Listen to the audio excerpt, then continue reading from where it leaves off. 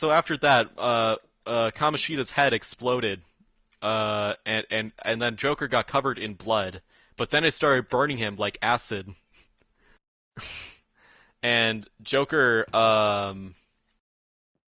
uh, Joker, did Joker screamed in pain, and he then died, but then he was alive, and he told me, "Why? How could you do this to me? Why? How do da da blah blah blah."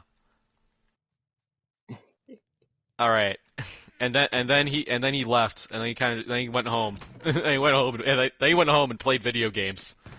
Uh, and then uh,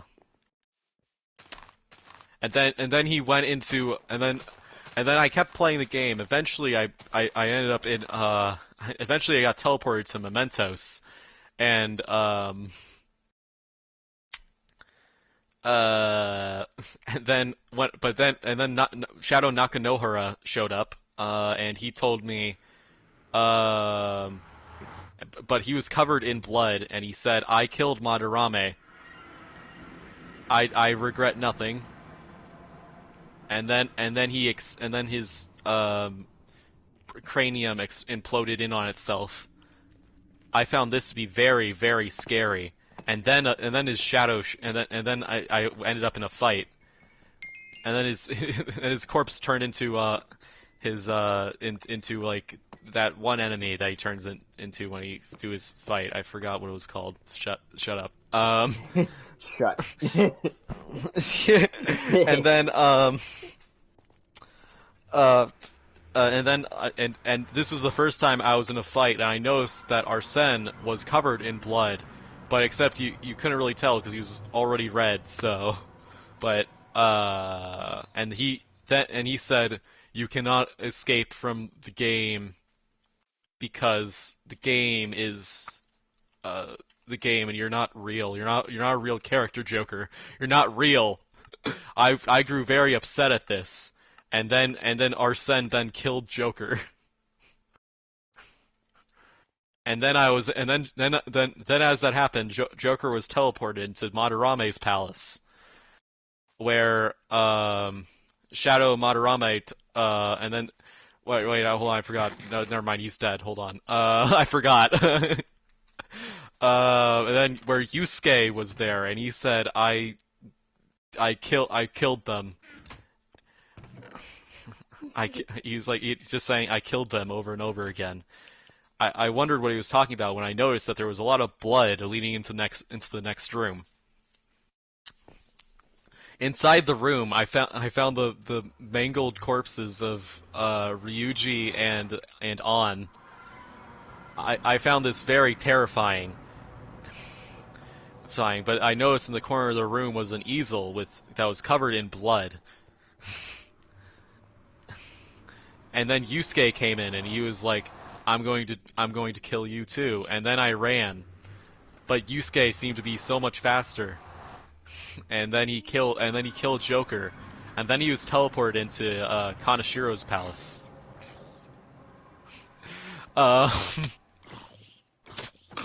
Uh, End of part 1. Oh my god.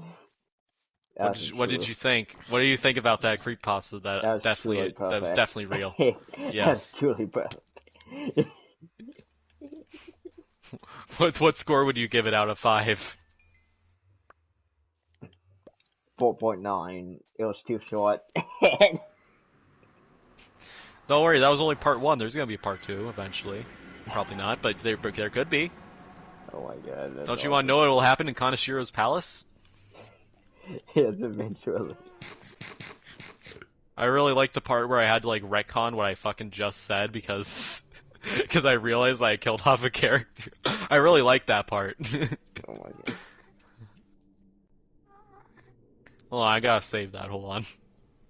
There was somewhere low.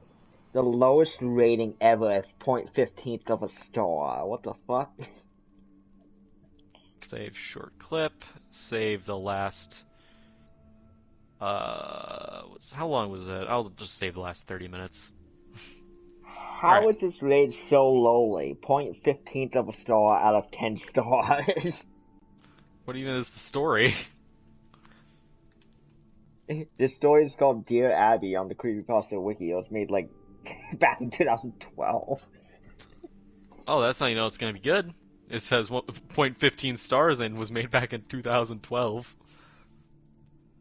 I don't even know how you get, like, how can you rate less than a star? Yeah, I don't Can know. you do that? I can only rate one full star. What the heck? How do you even do that? How do you get 0.15 of a star? Oh my god.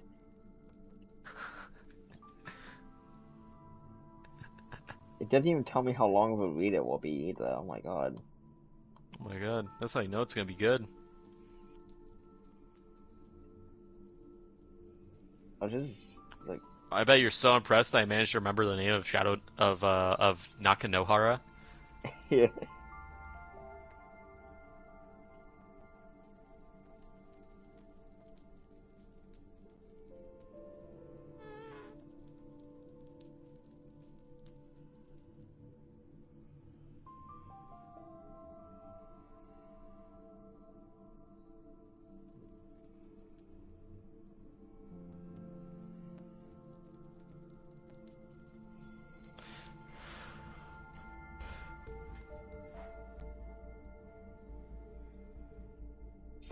Some people are wondering how the rating is below a star, and are legitimately like, yeah, that's a good creepypasta, and other people are just like kind of shitting on it by joking about it. How do you even get You can less than a rate the star? comment system from a scale of very toxic to neither to healthy to very healthy. Wow. That's actually kind of cool.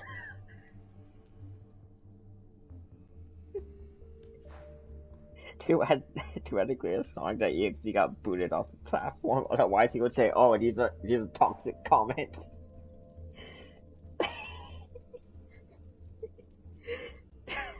I mean, I don't know. Is this even worth reading? It might be so bad that's not even worth reading.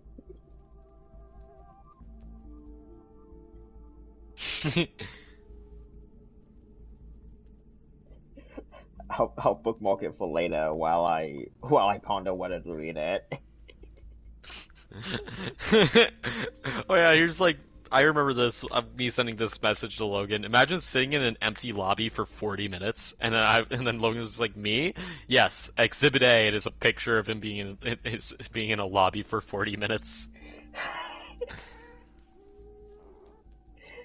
I mean, he legitimately does that just randomly, even on in Cold War. It's like, bruh.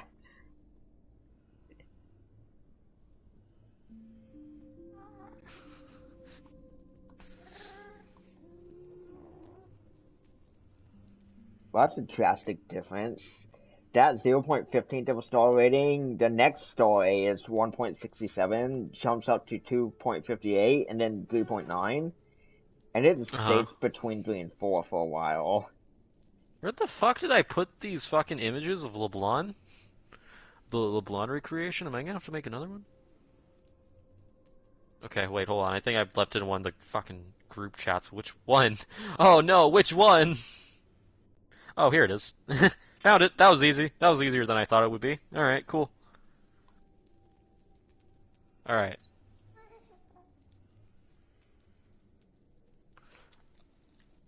Oh yeah, I kind of forgot we're supposed to be reading creepypastas. Hold on.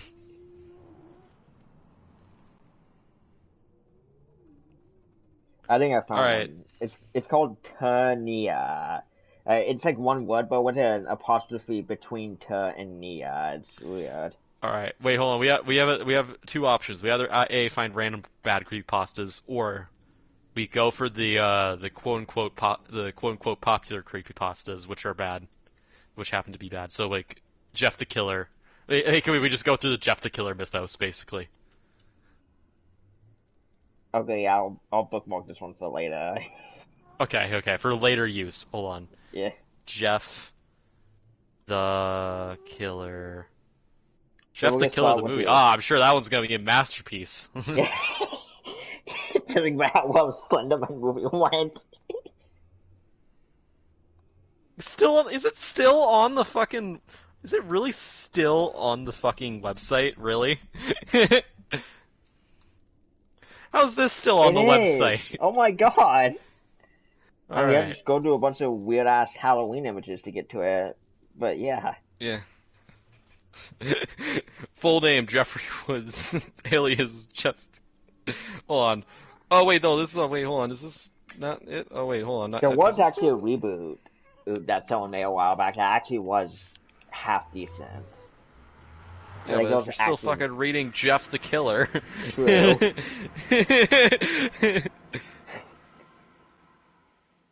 I'm actually not gonna chill on Nether because if I do that, I'm gonna end up dying because I'm too focused on Good point. creepypasta.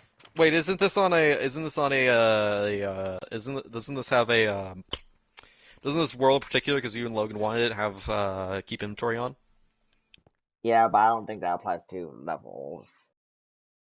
Wait, hold on. Is this? Oh wait, hold on. Can you send me like the page for fucking Jeff the Killer, or will I have to go on the actual creep? I'm gonna have to go. All right, hold on. I'm gonna go to the creep.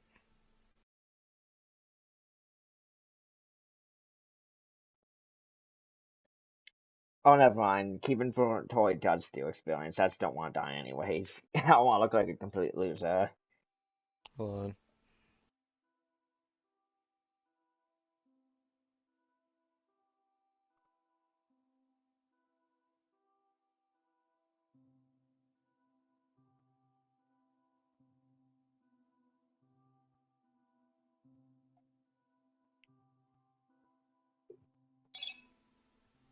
All right.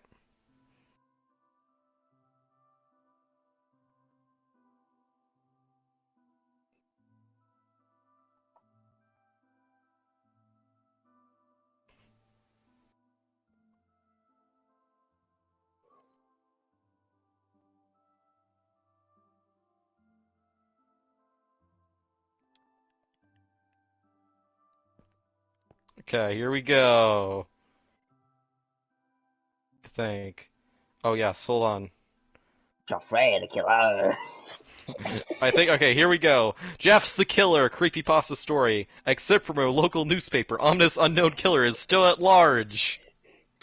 After weeks of unexplained murders, the ominous unknown killer is still on the rise. After little evidence has been found, a young boy states that he survived one of the killer's attacks and bravely tells his story.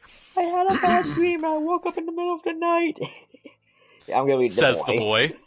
I saw that for some reason the window was open, even though I remember it being closed before I went to bed. I got up and shut it once more. Afterwards, I simply crawled under my covers and tried to get back to sleep. That's when I had a strange feeling like someone was watching me. I looked up and nearly jumped out of my bed. There, in a little ray of light illuminating from between my curtains, there were a pair of two eyes. These weren't regular eyes. They were very dark, ominous eyes. He's a really scared Mickey Mouse here. What kid talks like this? Yeah, I don't know. He's like that one MX Willie kid. they were they were born in black. They were born in black and just plain out terrified me. That's when I saw his mouth. You said he sounded like Mickey Mouse, so I'm just gonna do a Mickey Mouse. Yeah. This is my best Mickey Mouse impression. A long, horrendous smile that made every hair on my body stand up. The figure stood there watching me. Finally, after what seemed like forever, he said in a simple phrase, said in a way only a man could speak. What? Wait, wait, sorry. Well, said in an only way a madman could speak. He said, "Go Go to to sleep." sleep. I let out a scream. That's what sent him at me. He pulled up a knife, aiming at my heart. He jumped on top of my bed. I fought him back. I kicked. I punched. I rolled around, trying to knock him off me. That's when my dad busted in. The man threw the knife. It went into my dad's shoulder. The man probably would have finished him off if one of the neighbors hadn't alerted the police. Yeah, Pluto. so he's just practicing knife throwing in his spare time. Wait, yeah. And also, Like what was the point of throwing the knife? He's like fucking he like left basically got evidence. superpowers. He left He's like evidence. Dumbass. He straight yeets the knife perfectly to your dad's shoulder too. Like seriously, Yeah, that's like fucking throwing knives is that's like I don't really throw difficult. knives, but it's pretty fucking. But I do know I don't throw knives or anything, but I do know one thing that it's pretty fucking hard, and definitely a Yeah, lot harder than just running over and stabbing him. yeah, exactly. Anyway, they drove into the park. Wait, the man probably would have And wait, finished him off if one of the neighbors. Oh, realistically, he maybe the neighbors would have called the police if they heard the commotion, sure, but he would have been able to keep the family from talking at least. Like the wait, family was wait, able to wait. talk. Hold on. First of all, there's barely been any noise made. Like, how loud is throwing a knife? Oh wait, he Yeah. screamed. I forgot. The Well, kid screamed. I yeah. forgot And the then kid screamed. Okay. dad probably screamed in pain too from being killed or from being having a knife thrown in his shoulder. But even All that, you can right. shut them up. You can kill them. They won't be able to tell on you to the police. They won't be able to describe what you look like. Well, no. Well, anyway, the man probably would have finished him off if one of the neighbors hadn't alerted the police. They drove into the parking lot and ran towards the door. The man turned and ran down the hallway. I heard a smash like glass breaking. As I I came wish out the of my police were room, that fast in real life. yeah, they They just did slash teleport. apparently the police live right next door. By the way, Yeah. apparently. That was very lucky for them that they haven't lived like literally like the police apparently just live in Like, their basement. yeah. They drove into the parking lot, and ran towards the door. The man turned and ran. The man, wait. Oh yeah, that's right. Never mind. The man turned and ran down the hallway. I heard a smash like glass breaking. As I came out of my room, I saw the window that was pointing towards the back of my house was broken. I looked out to see him vanish into the distance. I could tell you one thing: I'll never forget that face, those cold, evil eyes, and that psychotic smile. They'll never leave my head.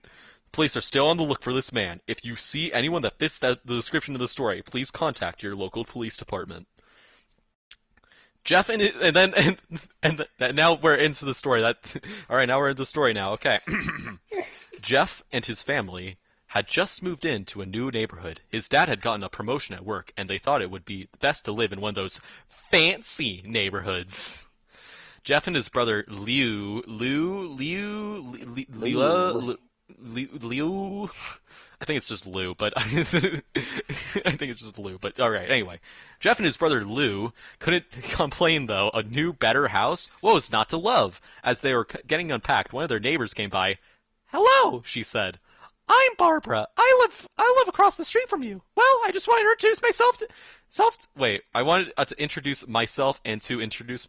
I wanted to introduce myself, two separate words. I wanted to introduce the self that I have right here. I just want to introduce them, right? And to introduce my son, she turns and calls her son. She turns and calls her son over. "Billy, these are our new neighbors." Oh, it's Mickey Mouse again.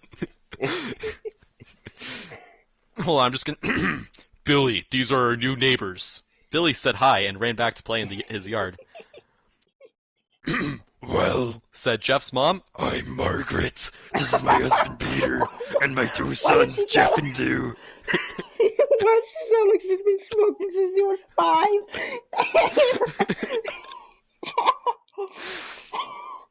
They each introduced themselves, and then Barbara invited them to her son's birthday. Jeff and his brother were about to object when their mother said that they would love to. When Jeff and his family are done packing, Jeff went up to his mom.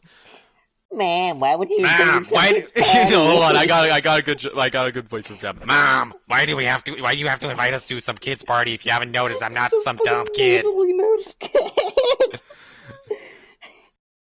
"Jeff," said his mother, "we just moved here. We should show that we want to spend time with our neighbors. Now we're going to that party, and that's final." Jeff started to talk, but stopped himself, knowing that he couldn't do anything. Whenever his mom said something, it was final. He walked up to his room and plopped down on his bed. He sat there looking at the ceiling when suddenly he got a weird feeling. Not so much pain, but a weird feeling. He dismissed it as some random feeling. He heard his mother call Son, we gotta him talk down about to the get his stuff. festivities now. Called him down to get his stuff, and he walked down to get it. The next day, Jeff walked downstairs to get breakfast and got ready for school. As he sat there eating his breakfast, he once again got that feeling. This time it was stronger. It gave him a slight tugging pain, but he once again dismissed it. As he and Lou finished breakfast, they walked down to the bus stop.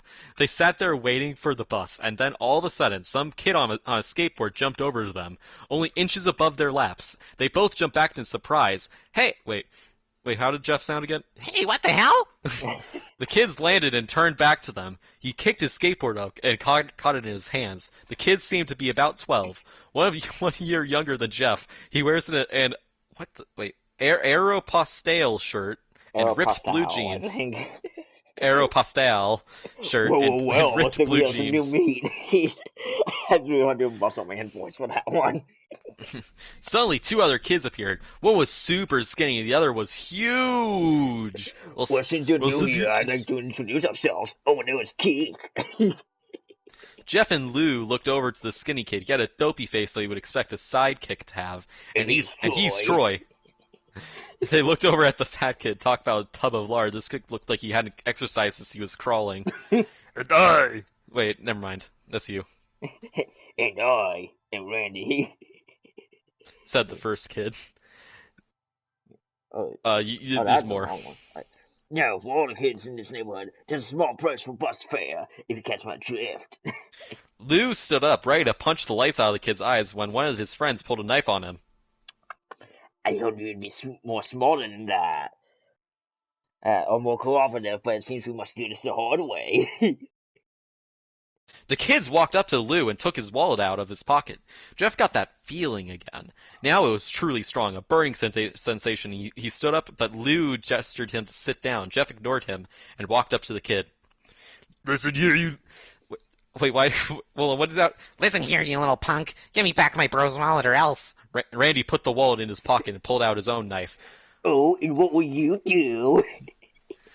Just as he finished the sentence, Jeff popped the kid in the nose. As Randy reached for his face, Jeff grabbed the kid's wrist and broke it. Randy screamed, and Jeff grabbed the knife from his hand. Troy and Keith rushed Jeff, but Jeff was too quick. He threw Randy to the ground. Keith lashed out at him, but Jeff ducked and stabbed him in the arm. Keith dropped his knife and fell to the ground, screaming. Troy rushed him too, but Jeff didn't even need the knife. He just punched Troy straight in the stomach, and Troy went down. As he fell, he puked all over. Lou could do nothing but look in amazement at Jeff. Okay, wait. Okay, so I can understand, like, Keith and Troy trying to 2v1 him. But after seeing Jeff 1v2 both of the other two, why would the fat one rush him? He's by the least capable, he still rushes him. Well, I mean, maybe if he managed to get Jeff pinned down, I guess. Like maybe he was planning on using his weight to his advantage or something. Yeah. I don't know. Maybe he was just gonna anyway. Jeff. That was what I was thinking, but okay. All right. Jeff, how did you... was all he said. That they saw the bus coming and knew they'd be blamed for the whole thing, so they started running as fast as they could. As they ran, they looked back and saw the bus driver rushing over to Randy and the others. Like, as Jeff and Lou made it to school, they didn't dare tell what happened. All they did was sit and listen. Lou just thought of that as his brother beating up a few kids, but Jeff knew it was more. It was something scary. As he got that feeling, he felt how powerful it was, the urge to just hurt someone.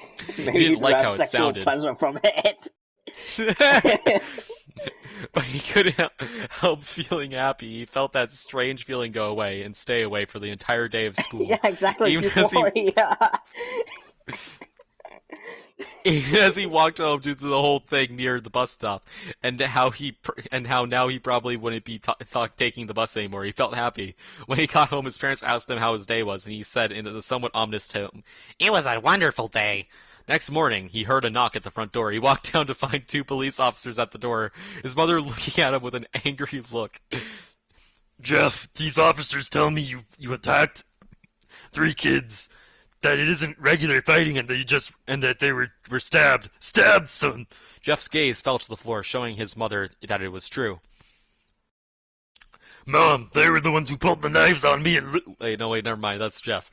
Mom, we were the ones who pulled the knives on... Wait, they were the ones who pulled the knives on me and Lou. Son, said one of the... Wait, never mind, hold on, this is one of the cops. Son, said one of the cops. We found 3 kids, 2 stabbed, 1 having a bruise on his stomach, and we have witnesses proving that you fled the scene. Now, what does that tell us? Jeff knew it was no use. He could say him and Liu had been attacked, but then there was no proof. It was not. Wait, what? There was no proof it was not them who attacked first. They could say that they weren't fleeing, because truth be told, they were. So Jeff couldn't defend himself or Liu. So, son, call your brother. Jeff couldn't do it since it was he who beat up all the kids. What? How did Liu sound again? He hasn't been called down yet. No, wait, no, he's talked like once, but I forgot what voice I gave him. But anyway, whatever. Let's new voice He gave for him, Lou. like, a fat voice. Well, sir, it was me. I was the one who beat up the kids. This is not bad, Albert. Lou tried to. Wait. What? Wait. Sir, it was me. Wait. Hold on. Where was I? Wait. When Jeff is like basically. Oh wait, no, this is Jeff. This isn't Lou. This is Jeff. I'm an idiot. Didn't call on Lou yet. Oh, I'm dumb. Oh, okay. I thought you were telling me Lou hadn't spoken yet. I'm dumb. Sorry. Hold on. Sir, it was me. I was the one who beat up the kids.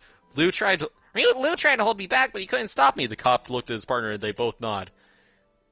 Well, kid, looks like a year in juvie. Wait, says Lou. They all looked up to see him holding a knife.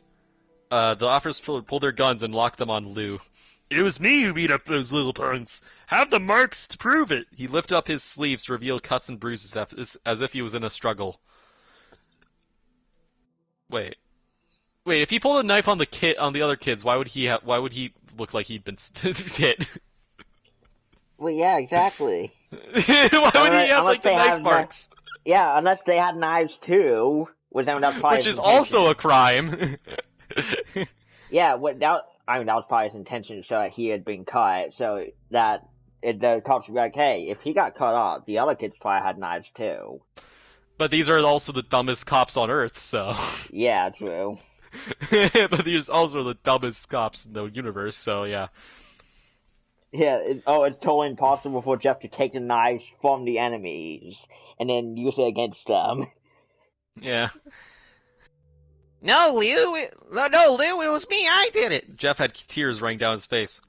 Huh, poor bro, trying to take the blame for what I did. Well, take me away. The police officer led Lou out to the patrol car. Lou, tell them it was me. Tell them I was the one who beat up those kids. Jeff's mother put her hands on his shoulders. Jeff, wait, how did Jeff's mom?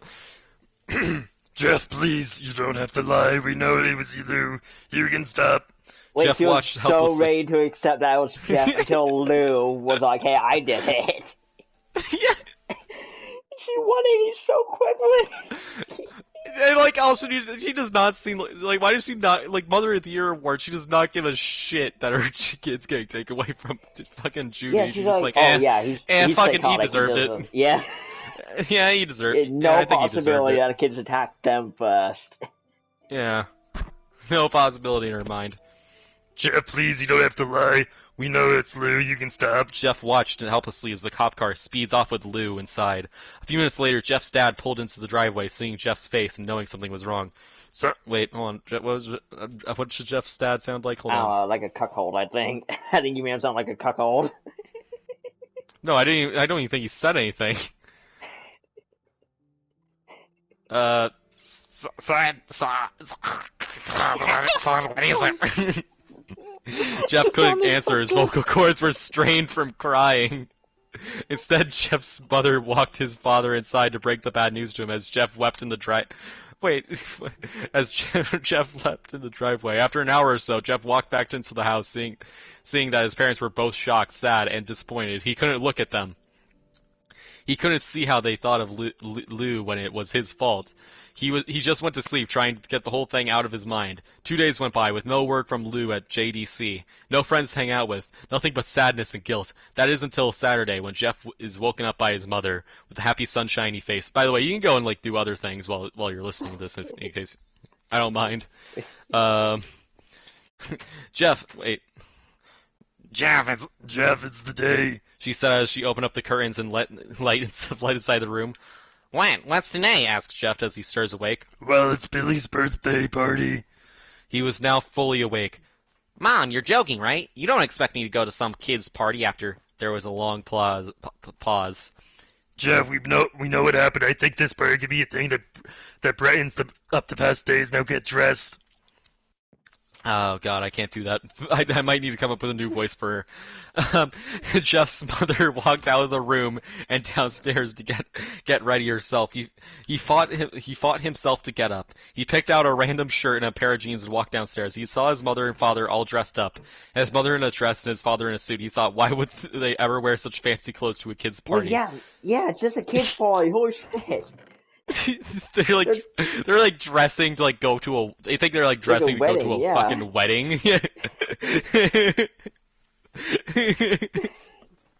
It's like, I'm all for first impressions, but you don't gotta go that far, and you already had your first impressions. Imagine if like he went to like a kid's birthday party in like the fourth grade, and then like and everyone's wearing a fucking suit and ties. Everyone's wearing like a tuxedo. That'd be so fucking awkward. Yeah. Everyone's fucking wearing a fucking tuxedo. Okay. Son, is that all you're going to wear? Said Jeff's mom. Better than wearing too much, he said. His mother pushed down the feeling to yell at him and hid it with a smile. No, Jeff, we may be overdressed, but this is how you go if you want to make an impression. Wait, that's his father. Never mind. Jeff grunted and went back to his room. I don't have any fancy clothes, he yelled downstairs. Just pick out something, called his mother. He looked around in his closet for what he could call fancy. He found a pair of black dress pants he had for special occasions and an undershirt. He couldn't find a shirt to go with it, though. He looked around and found only striped and patterned shirts, none of which could go with dress pants. Finally, he found a white hoodie and put it on.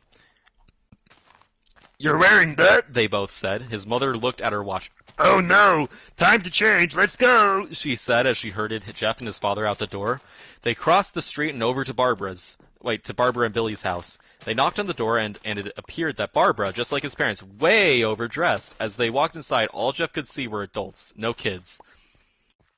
Does Raya think that always have parents dress for everything in their lives? Wait, what? Does Raya think that's all his parents dress up to do, is everything? Yeah. Yeah. Also, what did I make Barbara sound like again? I forgot. I don't even fucking. Oh, just like the kids are out in the yard, Jeff. How about you go and meet some of them?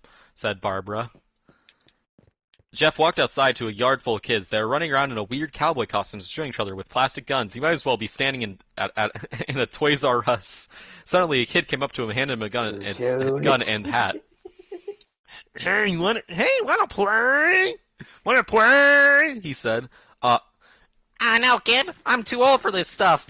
The kid looked at him with that weird puppy dog face. Please, said the kid. Fine, said Jeff. He put on the hat and started to pretend to shoot all the kids. At first he thought it was totally ridiculous, but then he started to actually have fun. It may have not been super cool, but it was the first time he actually had done something that took his mind off Lou. So he played with the kids for a while until he heard a noise, a real weird rolling noise. Then it hit him. Randy, Troy, and Keith all jumped over the fence on their skateboards. Is there like a ramp on the other side of the fence? Yeah, how low is the fence? Like... Yeah, and also one of these kids, like this one characteristic is that he's immensely fat. Yeah, exactly. How's he gonna jump the fence? Maybe the other two, but holy shit. On a skateboard! Yeah, I know. Oh my god. So apparently all these kids are just Tony, all the bullies are just like Tony Hawk. Fucking Tony Hawk. Yeah. Alright, wait, hold on. Where was I? Oh, no, I accidentally scrolled up the story. Ah, darn, I'm gonna have to find my place. Ah, dang it. Ah, dang it, where was it? Darn. Hold on. Dang. Alright. Jeff dropped the fake gun and ripped off the hat. Randy looked at Jeff with a burning hatred. Oh yeah, this is your line. Hold on. Wait, well, well, Oh wait. I wasn't keeping it long because I was like doing stuff. Oh yeah. Hold on. Hello. What? Hold on. What does Muscle Man say? Hello, Jeff. Was it? He said, we have some unfinished business. This does not sound like Muscle Man at all, but I'm just gonna roll with it. Jeff saw his bruised. Wait, what? Oh wait, never mind. Hold on. All right. Jeff saw his bruised nose. I think we're even. I beat the crap out of you, and you get my brother sent to G. Wait, hold on, wait. Oh, never mind. Never mind. They fucked up and put two characters speaking in the same paragraph. Ah, good. Ah, I love that. Jeff saw his bruised nose. I think we're even. Wait, I think we're even. I beat the crap out of you. You got my brother sent to GDC. Randy got an angry look in his eyes. Oh no, I don't go for even, I go for winning. You may have kicked our asses that one day, but not today. As he said that, Randy rushed at Jeff. They both fell to the ground. Randy punched Jeff in the nose, and Jeff grabbed him by the ears and headbutted him. Jeff pushed Randy off of him, and both rose to their feet. Kids were screaming, and parents were running out of the house. Troy and Keith pulled guns out of their pockets.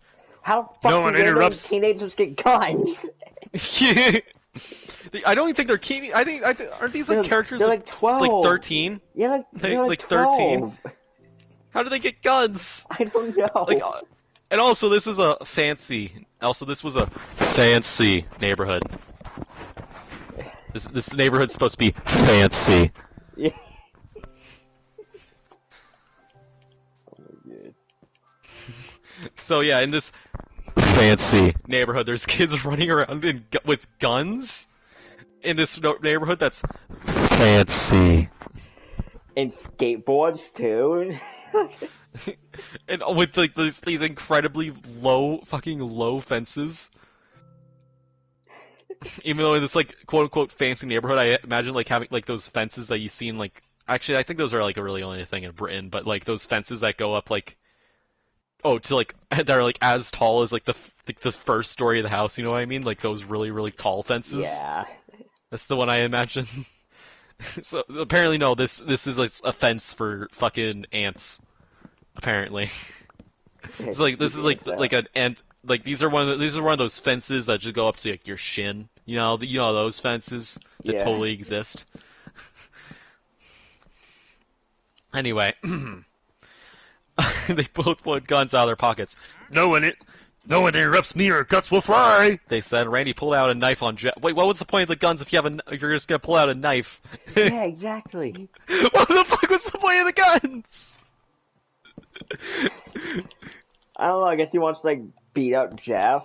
Did they just not bring any ammo? Was this purely for intimidation? Do they think they're just in the metaverse and like assuming that Jeff assumes that they're real guns, that he's also gonna assume that they have bullets too? And it's happening in the metaverse?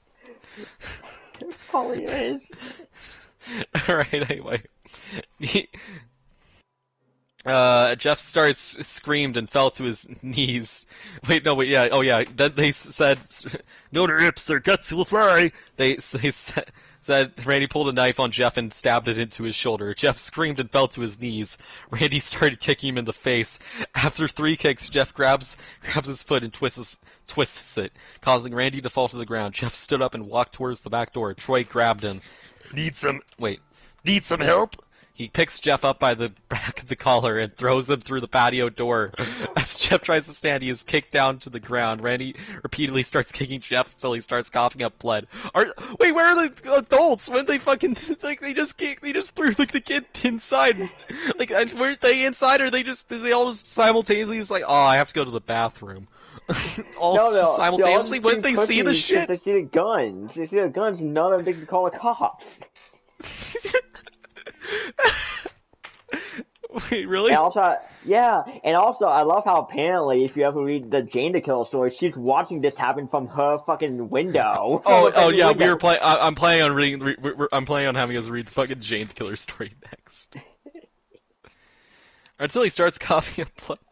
Come on, Jeff, fight me! He picks Jeff up and throws him into the kitchen. Randy sees a bottle of vodka on the counter and smashes the glass over Jeff's head.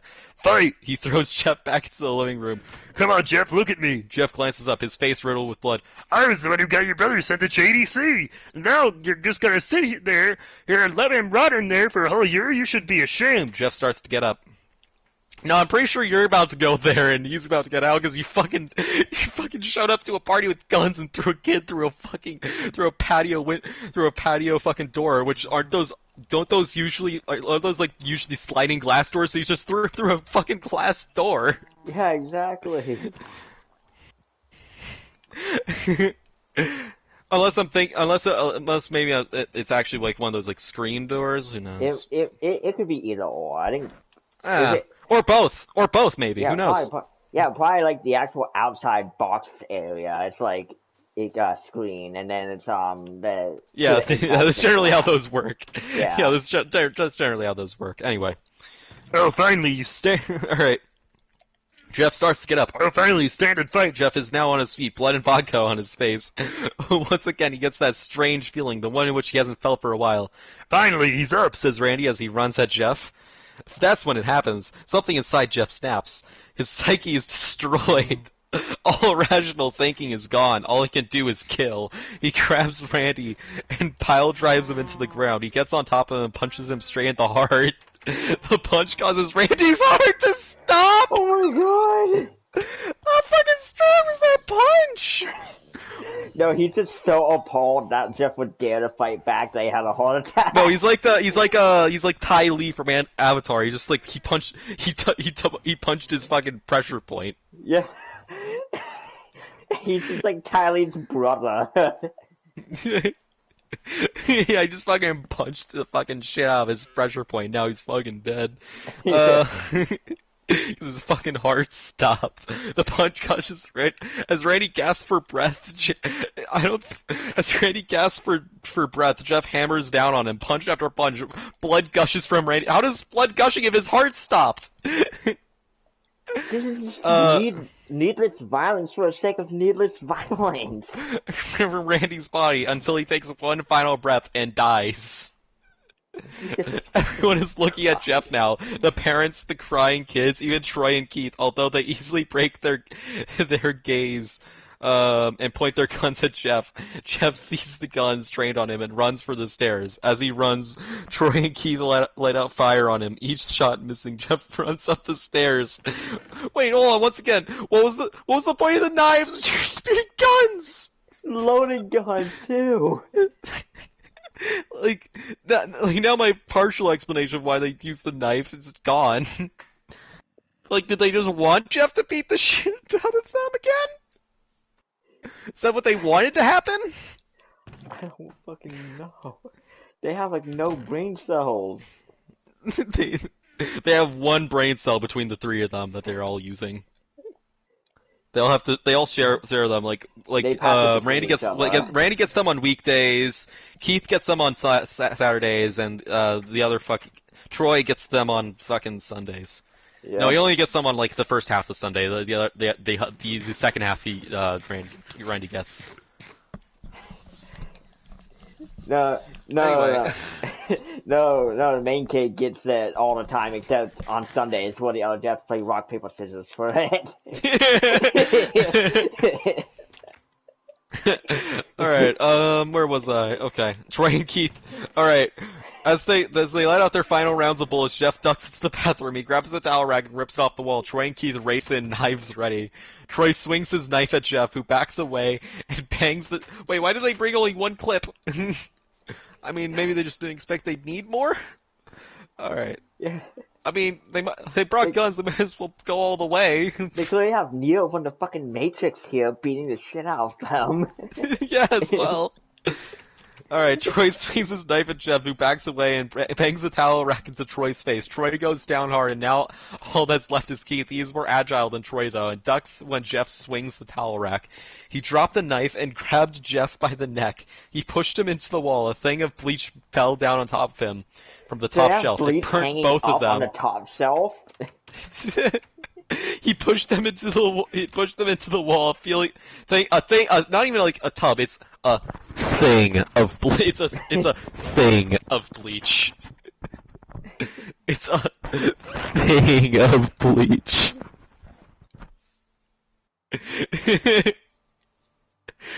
I feel like you probably should have Googled the word. A thing of bleach fell down on top of them He could have and at least from said the top shelf. container.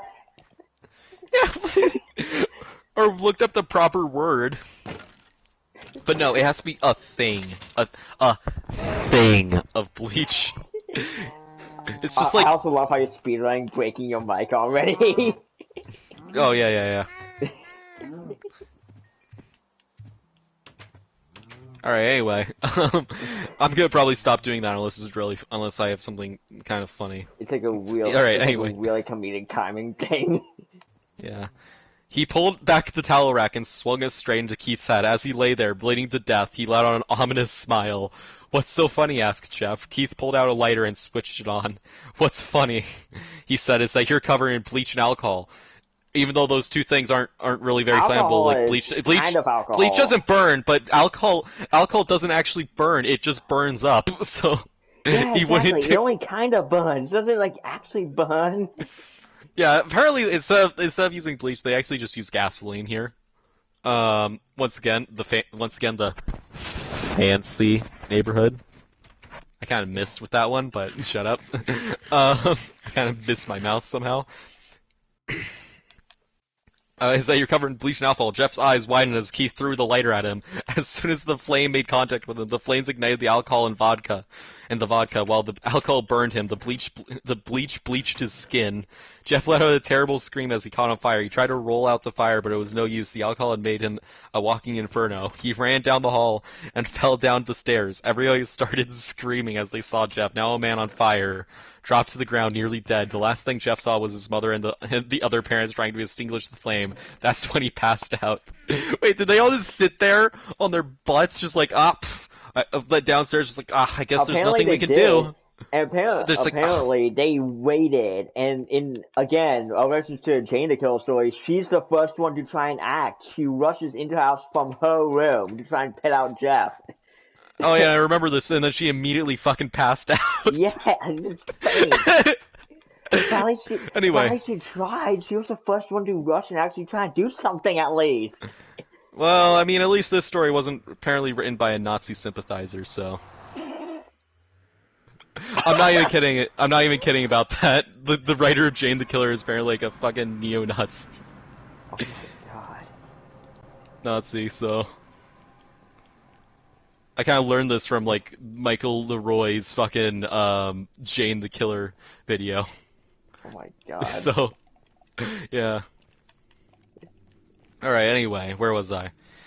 When Jeff woke up, he had a cast wrapped around his face. He couldn't see anything, but he felt a cast on his shoulder and stitches all over his body. He tried to stand up, but he realized that there was some tube in his arm.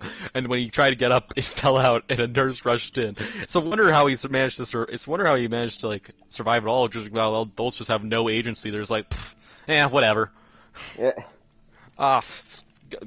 Just like they all just like during that whole segment, they all just sat there and when the kids had guns before they ran out of bullets, started using knives. Like I can excuse that, but like you could. But when they only had knives, I'm pretty sure you could probably overpower them. Yeah, You're fucking an adult, and they're fucking like 12 or 13. Yeah, realistically, what the fuck are a bunch of children gonna do? Yeah. I mean, obviously, I don't think Jeff can kind of fight, but even he would be overpowered easily.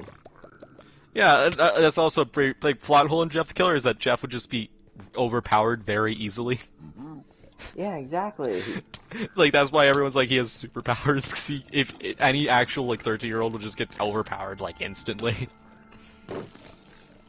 Well, like instantly, but you get overpowered by an adult. So anyway. I don't think you can get out of bed just yet, she said as she put him back in his bed and reinserted the tube. Jeff sat... Wait, hold on, I think I missed a part. When Jeff woke up, he had a cast wrapped around his face. He couldn't see anything, but he felt a cast on his shoulder and stitches all over his body. He tried to stand up, but he realized there was a tube in his arm. And when he tried to get up, it fell out, and the nurse rushed in. I don't think you can get out of bed just yet, she said as she put... him back in his bed and reinserted the tube. Jeff sat there with no vision, no idea what his surroundings were. Finally, after hours, he heard his mother, "Honey, wait, Honey, are you okay? She asked. Jeff couldn't answer though. His face was covered and he was unable to speak. Oh, honey, I have great news. After all the witnesses told the police that Randy confessed of... Wait, that Randy confessed of trying to attack you? Oh What? wait. Oh, when? it must have been Troy. Yeah, at the party. Yeah, I kind of forgot. I was weird. That's why I was really confused. I was like, did he fucking die? Did fucking Jeff punch him so hard that his heart stopped? It had to have been Troy. He was the only one he didn't outright kill. He just knocked him out with, like, the towel rack or whatever. Oh, and Keith lit him on fire. But he killed Keith before Keith bled out. He did that before he bled out. Wait, what? Did he? Oh. Wait, what the fuck? Well, I fucking read that. I didn't realize that. Wait, so there's like a fucking stupid scene in a movie, just like, oh, I've defeated you. Aha! And then the villain's like, no, it's like bleeding out on the ground, but no, you didn't. I still have the nuclear codes. Aha! Yeah. And then he presses the button, and then he instantly dies. Yeah. Is that really what happened? All right, whatever. Honey, are you okay? Oh wait, hold on. They decided to let Lou go. This made Jeff almost bolt up, stopping halfway, remembering the tube coming out of his arm. He'll be out by tomorrow, and then you two will be able to be together again. Why did they even wait? Why wouldn't they just release him immediately to his family? I mean, I guess there might need to be some time, like, for processing shit, but I'm sure the creator of the story did not think of that. Oh, right, yeah. yeah, clearly he didn't have that in mind, right? Yeah. Yeah, we're coming with better solutions to the plot holes than the writer does. Than the writer exactly. Will. Anyway. Jeff's mother hugs Jeff and says her goodbyes. The next couple of weeks were those where Jeff was visited by his family. Then came the day when his bandages were to be removed. His family members were all there to see what he would look like. As the doctors unwrapped the bandages from Jeff's face, everyone was on the edge of their seats. They waited until the last bandage holding the cover over his face and was almost removed. "Let's hope for the best," said the doctor. He quickly pulls the cloth. Wait, hold on. That's what the fucking doctor is saying when he's removing your bandages. Let's hope for the best. I guess I'm not a very good doctor when you think about it. It's just kind of just all up to luck, you know? I'm not a very good doctor. It's like when you get your haircut and the barber in the middle of it and she goes, shit. It's like, oh shit. Like you ask, it's like you're about to go into like open heart surgery and your fucking surgeon's just like, let's hope for the best, I guess. It's like that's how I lost 3 patients this week. I lose 3 out of 4 patients, so like who knows? You could be the lucky ones. Why am I a doctor? I'm that one dentist out of 10 who doesn't recommend a toothpaste. All right, let's hope for the best. Let's hope for the best, said the doctor. He quickly pulls the cloth, letting the rest fall from Jeff's face. Jeff Mother screams at the sight of his face. Lou and Jeff's dad stare awestruck at his face. What happened to my face? Jeff said. He rushed out of bed and ran to the bathroom. He looked in the mirror and saw the cause of the distress. His face. It's horrible. His lips were burnt to a deep shade of red. His lips were burnt to a deep shade of red. His face was turned into a pure white color, and his hair singed from brown to black. When his hair just straight up burned, when it was just straight up burned off, but whatever. He slowly put his hand to his face. I'm pretty sure hair is the most realistic thing between those three, and that's still the worst.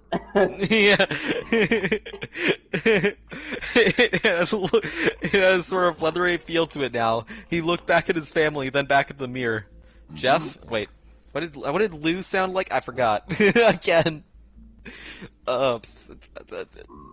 He sounds Jeff! like Jeff! Wait. Jeff! It's not that plan! That's what Lou sounds like now. That's Lou's voice now. Not that bad, said Jeff. It's perfect! His family was equally surprised. Jeff started laughing uncontrollably. His parents noticed something that his left eye and hand were twitching. Jeff, are you okay? Oh God. I think we're Okay, I've beyond the never point felt of more are you happy. okay? Look at me! This face goes perfectly with me. I'm slowly turning into the Joker. He couldn't stop laughing.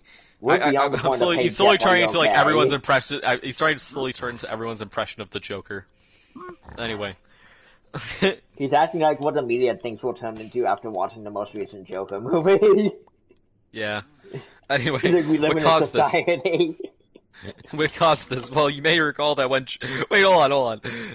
He couldn't stop laughing. He stroked his face, feeling it, looking at it in the mirror. What caused this? Well, you may recall that when Jeff was fighting Randy, something in his mind, his sanity snapped. Now he was left as a crazy killing machine. That is, his parents didn't know. Hold on, what? He snapped twice, though. Yeah, and snapped- also, what's with this fucking dumb flashback?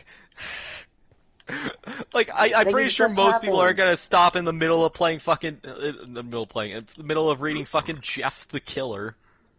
Yeah, just I like was just gonna reminisce. stop in the middle of it and then come back. Like, what the fuck is the point of this fucking flashback? It's for all the fetuses who are actually thinking there's a real story, obviously. Yeah, Doctor, said Jeff's mom. is my son alright, you know? Is he, you know, in the head? Oh yes, this behavior is typical for patients that have taken very large amount of painkillers. If this behavior doesn't change in a few weeks, then bring him back here and we'll give him a psychological test. I mean, Oh, thank you, Doctor. Jeff's mother went over to Jeff. Jeff, sweetie, it's time to go. You had a comment right there? that painkiller thing is total bullshit. While it's true you might act a bit different, you're not gonna act so drastically different that it's gonna be like, oh, you're mental, but if you're mental for too long, bring him back here. Yeah. Jeff looks away from his mother, his face still formed to a crazy smile. Okay, Mommy. Wait. Hey, Mommy! Ha! Ha! Ha! His mother took him by his shoulder and took him to get his clothes. This is what came in, said the lady at the desk. Jeff's mom looked down to see the black dress pants and white hoodie her son wore. Now they were clean of blood and now stitched together. Wait, what? Excuse me. The clothes would be burnt in charcoal by now. Yeah, what the fuck? I thought they fucking burned! Like, what's the point of fixing burned clothes? Yeah, exactly. Did they just like? Unless it's one of those, it's just one of those, minor fires, Like, even though it was described Jeff was described as a flaming walking inferno. Yeah. Yeah, a walking inferno. It was just one of those, like, mild fires, that you get sometimes. It's one of those, really, really weak fires, Yeah, it's one of those sleep it off and you feel better kind of fire. Yeah. Unless it gets on your face, then you just end up looking like a fucking fish. Yeah. Anyway, and you also lose a nose. Okay. What? All right. Anyway. Jeff's mother led him to his room and made him put his clothes on. Then they left, not knowing that this was their final day of life. Later that night, Jeff's mother woke to a sound coming from the bathroom. It sounded as if someone was crying. She slowly walked over to see what it was. When she looked into the bathroom, she saw a horrendous sight. Jeff had taken a knife and carved a smile into his cheeks. Jeff, what are you doing? Asked his mother. Jeff looked over to his mother. I couldn't keep smiling, Mommy. It hurt after a while. Now I can smile forever. Jeff's mother noticed his eyes ringed and black. Jeff, your eyes. His eyes were seemingly never closing.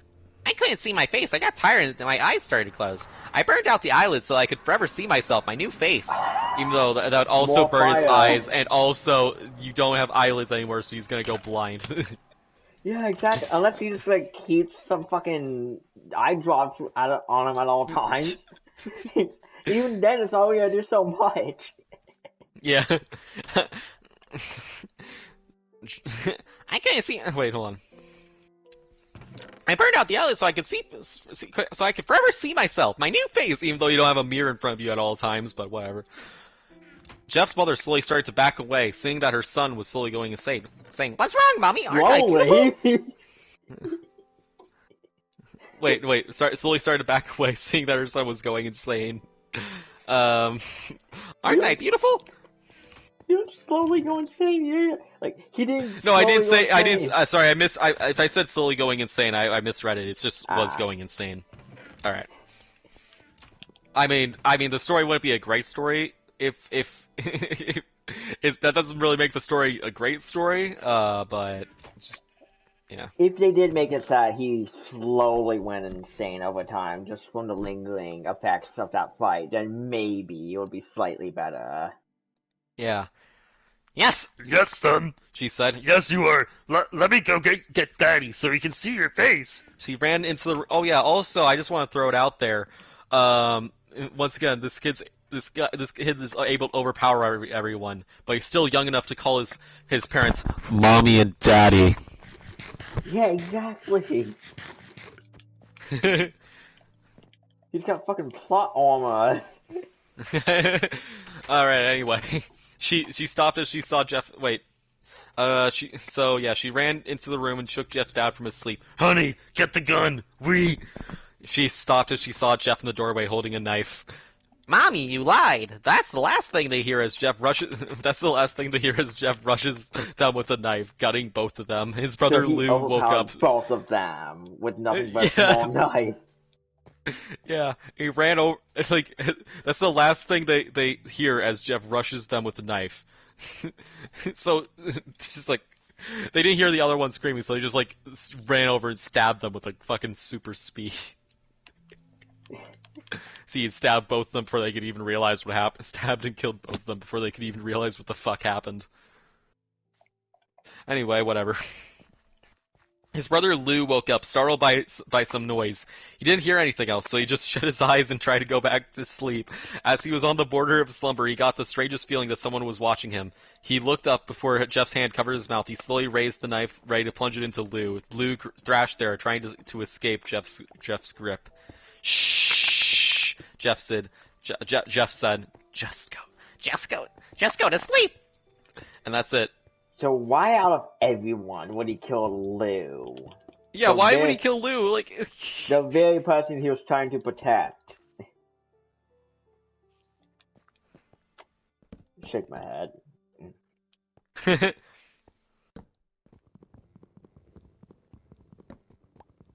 Huh.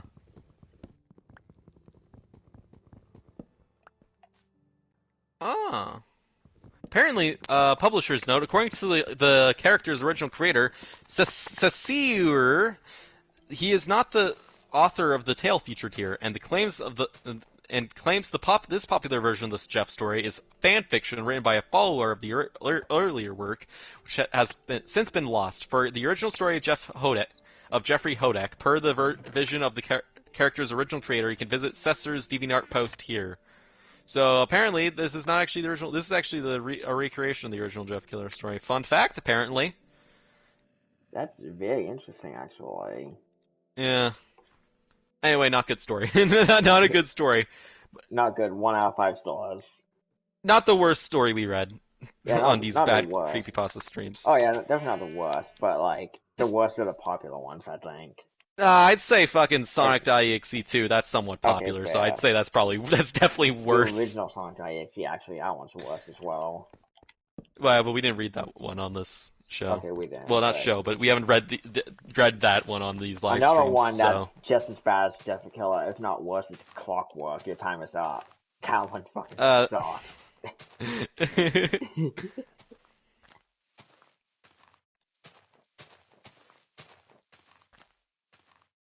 Yeah.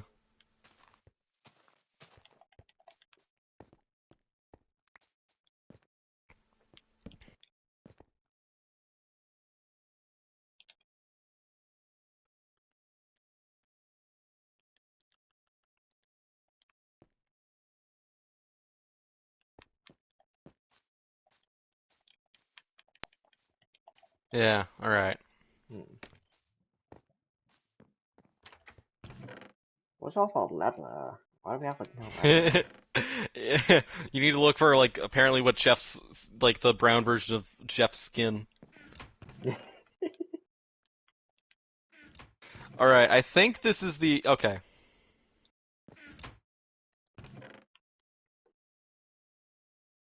So yeah, here we go. This is Jane the Killer, the real story. By the way, I'm pretty sure this is the one. This is Jane the Killer, by the way. She tuned to kill her. Yeah. All right. The long-awaited sequel to Chef the Killer. All right. This is the long-awaited midquel. Actually, this is Jeff the Killer 1.5. Listen, the only reason I'm going out of my way to tell you any of this is because the story Jane the Killer is starting to piss me off. My real name is Jane Arkansas, spelled wrong. Not spelled. It's like Arkensaw, aka Jane the Killer. And this is how I met Jeff. Well, if it's a person's name though, how could it be spelled wrong? Yeah. Unless the name's Absidy. I feel bad for that poor girl. Oh god. Oh yeah, by the way, I just want to throw it out there, apparently the author of the story is like fucking neo-Nazi. Unless I found the wrong story. But I don't think I did, so. Yeah, it sounds like fucking raging turbo cunt. Yes. Yes. So unlike the other ones, we can actually make fun of the author of the story. Woo! Yeah. Yeah. He's a scumbag. Anyway. Because he's a scumbag. Anyway. Alright, when I heard the new family had moved in across the street, I wasn't that surprised. It was a nice neighborhood. And the house was relatively cheap considering where it was. By the way, wait, once again, nice neighborhood with kids running around with a fucking gun. Yeah. I guess I was about 13, 14 when everything went to hell. I never really talked to Jeff when he moved in. To be frank, I never talked to him until that night, but it's too soon to talk about that now. My first impression of Jeff was that he was a good kid. He probably got nice grades, rarely got into fights, maybe even a cool guy if you opened up to someone. Like you can just tell that just by looking at someone, you know. Just like that's my first impression of them. Just, like, easy. as soon as someone says hi to you, you instantly know like that much about them. Just world-class detective over here. Yeah, exactly. Jane Arkansas. She's the person thinks love at first sight is actually a legitimate thing. Wait, hold on. I want you to hear this. Hold on. His brother Lou seemed like he put his family first by the way he sat with his brother on the sidewalk. Yeah.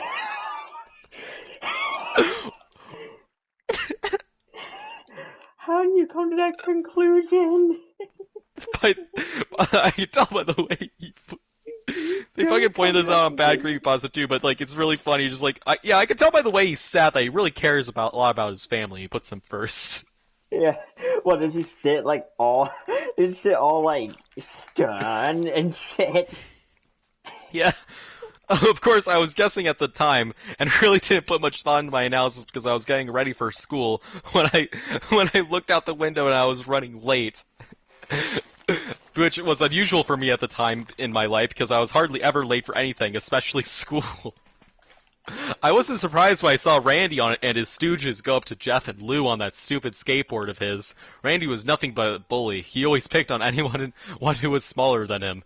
He was even the reason why my parents drove me to school instead of letting me take the bus like everyone else. Everyone had their lunch money or some kind of cash given to Randy and his goons because of some toll that he demanded from everyone.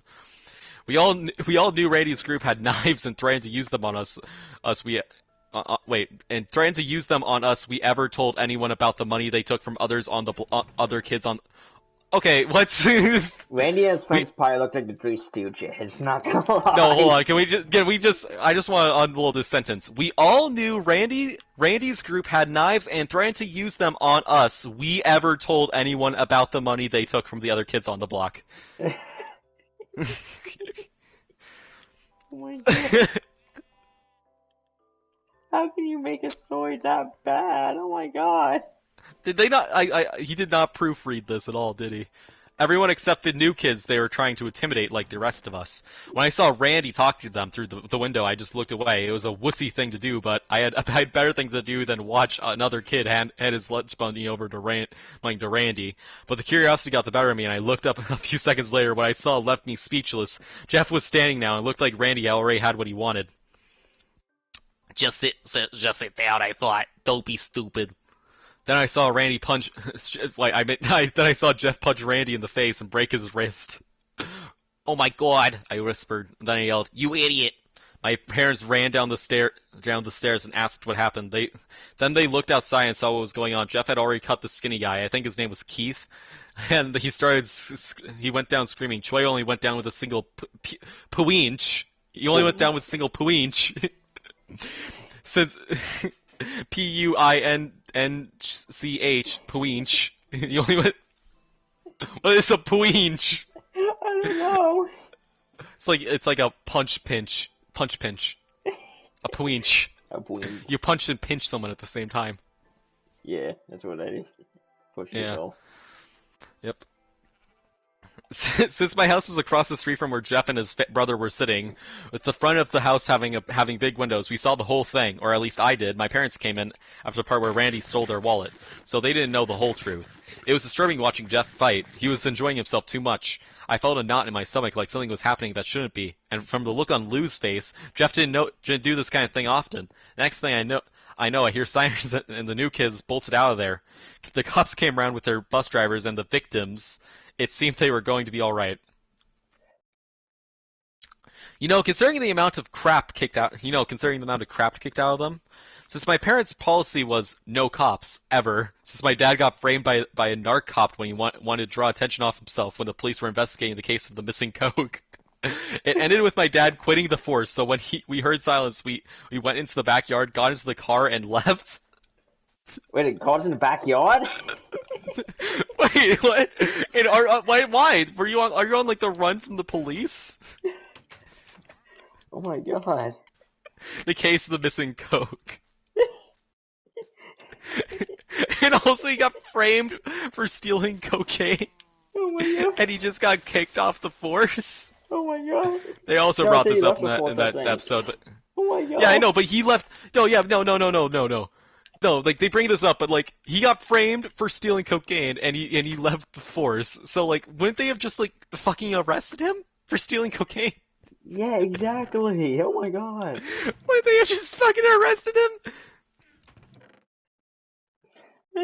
Like, I don't even know.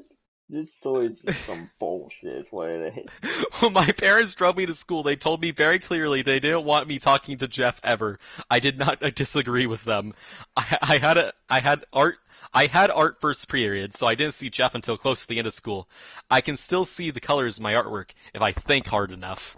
But when I try to look at anything now, it all seems gray. I guess that's the price someone pays for losing their innocence. I didn't see Jeff until the final period of the day.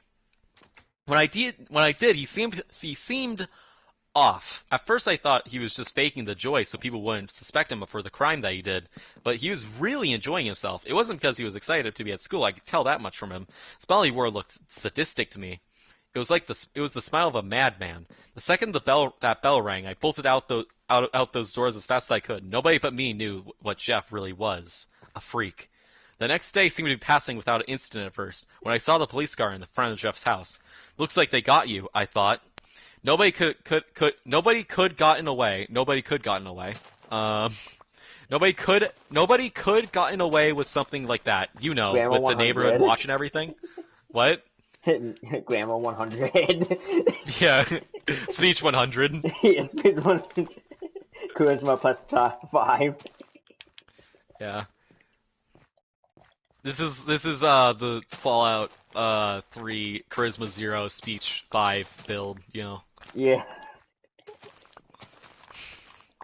But I was wrong with who they arrested. Intelligence is also 1. Alright, anyway. But I was wrong with who. But wait, hold on. With the neighborhood watch and everything. But I was wrong with who they arrested. Instead of coming out with Jeff like I expected they would, the police came out with Lou, his brother. I was barely forming the thought of Jeff framing his brother for the assault when he came out of the house yelling at Lou, "Lou, tell him I did it!" I was able to hear him this time because the front door was open to my house. I couldn't hear what Lou was saying in reply to Jeff's outburst, but it was definitely not what Jeff wanted to hear. A few seconds later, the police... Her family ditched the other day when the cops were called on Randy and the others being into it, but they didn't ditch when the cops were in front of Jeff's house. Yeah. I was kind of joking about that about them being on the run from the police. By the way, I was kind of just joking about that. I was kind of just joking about that one. I was kind of half joking about that one. Yeah. But uh, but yeah, no, like, where was I? Where was I going with that? I forgot. I forgot where I was going with that sentence. I just want to throw out there. I was kind of only half joking with that. Yeah. But yeah. Where was I forgot where I was going to go with that with that sentiment. I guess we'll never know. A few seconds later, the police drove off with Lou, and Jeff was left outside with his mother. A few minutes later, she went inside the house and left Jeff outside. Although I couldn't hear him from across the street, I could tell that he was crying. But who would be in that situation? The next day, rumors were spreading like wildfire about Lou. It took so long for the rumors to get started because everyone was afraid to talk about Randy getting his ass handed to him. When it was revealed that he wouldn't be coming back to school for a few days, everyone decided to take advantage of the fact and enjoy it as much as possible, and lots of random bullshit started popping up. I heard Lou cut off Keith's arm. Oh yeah, well I heard Lou hit Troy so hard that in the stomach that he ralphed up blood. That's nothing. I heard that he punched Randy so hard in the nose that it came out the back of his head, and etc. etc. etc. And also, they only mentioned that Randy. I think they only mentioned that Randy. It said Randy getting his ass handed to him when it was revealed that he wouldn't be coming back to school for a few days. Like, basically, that means that the other two kids are going to school. Yeah, exactly. They're talking all this shit, but Keith and Troy are gonna come here.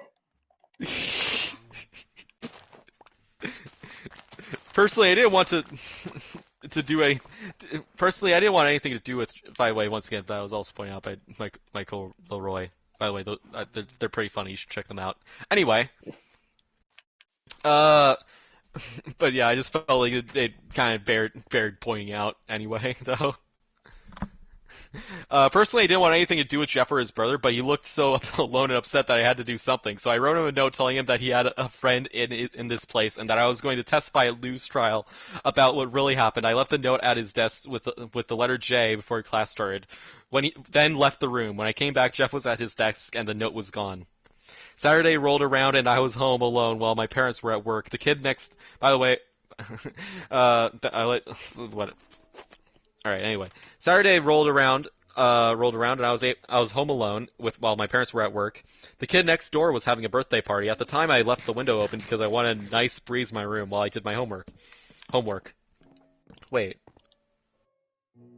Did they mention that the birthday party was across the street, or was that next door?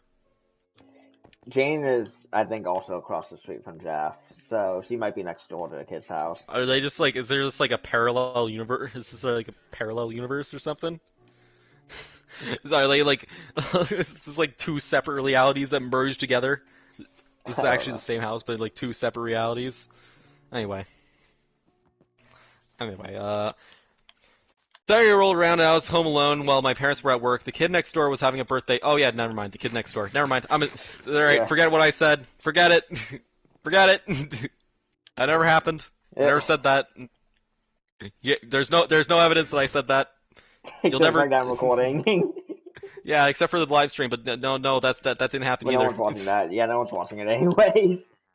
Yeah, that's a good point. Anyway, maybe he isn't the monster I think he is, I thought, ashamed of myself for suspecting he could have been one. As I was closing the window, I saw Randy, Keith, and Troy jump over the fence on their skateboards to where Jeff was.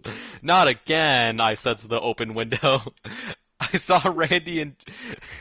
Oh wait, not again, I said to the open window. I saw Randy and Jeff exchange small talk, but I couldn't hear what they said over the sound of the kids yelling and screaming. Then Randy rushed at Jeff and tackled him. I was about to grab the phone and dial 911 when I heard Troy and Keith shout out, "No one interrupts or guts will fly. I'm the Sonic now." I looked out the window don't call the police for an obvious threat. Oh wait, hold on. I was about to grab the phone and dial 911 when I heard Troy and Keith shout. I couldn't have called for help then without endangering the lives of others? You endangering lives of others by not calling the police. What? They're endangering them more! Just like, just imagine, it's like, I could stop these terrorists by, calling the authorities, but that'll just put us in more danger. Whatever. Yeah, exactly. Not worth it. God. Jane is fucking stupid. Jeff was on his side getting kicked by Randy in the face when he grabbed his foot and twisted it. Randy fell over and Jeff tried to walk back to the house when Troy grabbed him by the collar and threw him towards the house. I heard glass breaking and I knew then that they were going to kill him. Randy, you asshat! I screamed at him, but he couldn't... Wait... But he couldn't hear me over the sound of the kids screaming. I couldn't wait anymore, so I ran to my parents' bedroom and searched for my dad's cell phone. Wait, what? Wait, what about the phone that you just had? Wait, yeah, exactly. What? What? I couldn't wait anymore, so I ran to my parents' bedroom and searched for my dad's cell phone, hoping he forgot it at home. My heart was pounding in my chest, knowing that the longer it took me to get help, the higher the chance of someone getting killed was. Why And did you I fucking finally call found him when you had a chance? Yeah, when you told, like, what about before when it said I was gonna call the police, but then I noticed that they had guns and shit. I didn't want to endanger. I had a feeling that I'd endanger people more, but then they're like, pfft. And then she was like, "Fuck that noise! I'm gonna go to get a different phone and then call the police there." Yeah. Like, what is the problem? Oh my god. Like what? Couldn't wait. I couldn't wait anymore, so I ran to my parents' bedroom and searched for my dad's cell phone, hoping that he forgot it at home. My heart was pounding in my chest, knowing that the longer it took me to get help, the higher the chance of someone getting killed was. I finally found the phone underneath the bed. I wasted no time in punching the numbers. 911, hello? I need help. Wait, that's not what they don't say that on 911. They say 911, that's your emergency, not 911, Yeah, hello. Yeah. Anyway. This 911 operator does not give a shit about their job. The new intern. 911, hello? I need help! There's an emergency going on next door! Some guy jumped the fence and are beating up someone! They've got guns! You need to hurry, please! Okay, miss, I need you to tell me the address and I'll send help right away. And it's also like not like it's just like periods too. It's not like an explanation point or anything. Like she just does not give a shit. She's like, whatever. Guns? Kids with guns and knives and shit attacking It's like- someone? Emergency, danger, what's that? No. This is the third time this is the third time today. Hold on, Yeah. there's a zombie in my room. There's a zombie in here. I'm gonna have to stop reading to kill it. Hold on, there we go. All right. Okay, miss, I need you to tell me the address and I'll send help right away. I quickly told her my address and the address of the house next door. Please hurry! It's okay, just stay on the line. Bang! Bang! Bang! I heard loud gunshots come from next door. I yelped and dropped the phone. It landed on the ground and broke. I ran to my bedroom window to try and figure out what was going on. But no sooner had I poked my head out the window, I heard the whoosh of a fire and screaming. I'm going to make Jeff scream like that again when I find him. The only thing I can compare it to is the death cry of an animal. It was at the time for me horrifying, but now it sounds like music to me, and there's nothing I want to hear more in the world than him screaming. I saw the fire spew out of his house like an angry dragon. I ran upstairs immediately and got the portable fire extinguisher from the kitchen and ran it outside. I was running. I popped the pin for the extinguisher for immediate use. Luckily, the door was unlocked as I barged. When I saw Jeff, I completely froze. He was lying at the bottom of the stairs, almost completely on fire, with adults trying to put it out. I saw bits of his skin through all this commotion, some parts pink, some parts charred, Just but it was all fucking covered in spray red. him. Yeah, but it did. To be fair, it did say that she completely froze. At the sight of this, I screamed and then I passed out. Last thing I remember is some of the adults running towards me. Whether it was helping or get the fire extinguisher, I don't know. When I came to, I was in the hospital bed wearing one of those gowns that a patient wears. So a hospital gown, you know, one of those. Yeah. So it's apparently I don't know the term for fucking hospital gown, so I just had to fucking describe it. Anyway. A nurse came in a few moments later. She had a long brown hair and a bun hidden under her hat. She looked like she didn't want to be there. I asked her what happened. All I know is that you were both brought in with a few other kids because you fell and hit your head on a fire extinguisher, she said, annoyed. A fire extinguisher? I reached up my hand and touched my head. I felt bandages and a large bump the size of an orange. Of a orange, not an orange, a orange. Then I remembered Jeff. One of the guys that came in here with me, the one with the burns, is he going to be all right? She sighed. Listen, there was two boys that were brought in. There was two boys that were brought in with you that had burns, and no, I'm not letting you see him just because he's your boyfriend. I felt the heat rise in my face. He isn't my Okay, so one, that's kind of a that hospital person's a dick, and two, why were only two people brought in other than Jane? Why wasn't all four of the boys brought in? I mean, to be fair, like, two of those boys were dead. Okay, true. Yeah.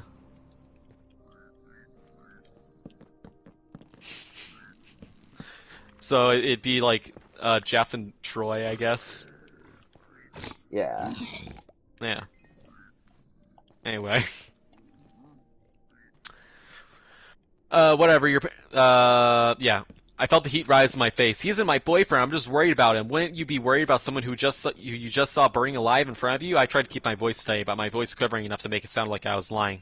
Whatever. Your parents are here, by the way. Want to see them? She asked. Yes, of course. Anything to get me away from that nurse. My parents came in, and the nurse finally left. They asked what happened. I told them everything. The fight, the note, all of it. I knew that Randy was no good. Oh wait, I knew that Randy was no good, my mom said. So have you heard anything about Jeff's condition? I asked.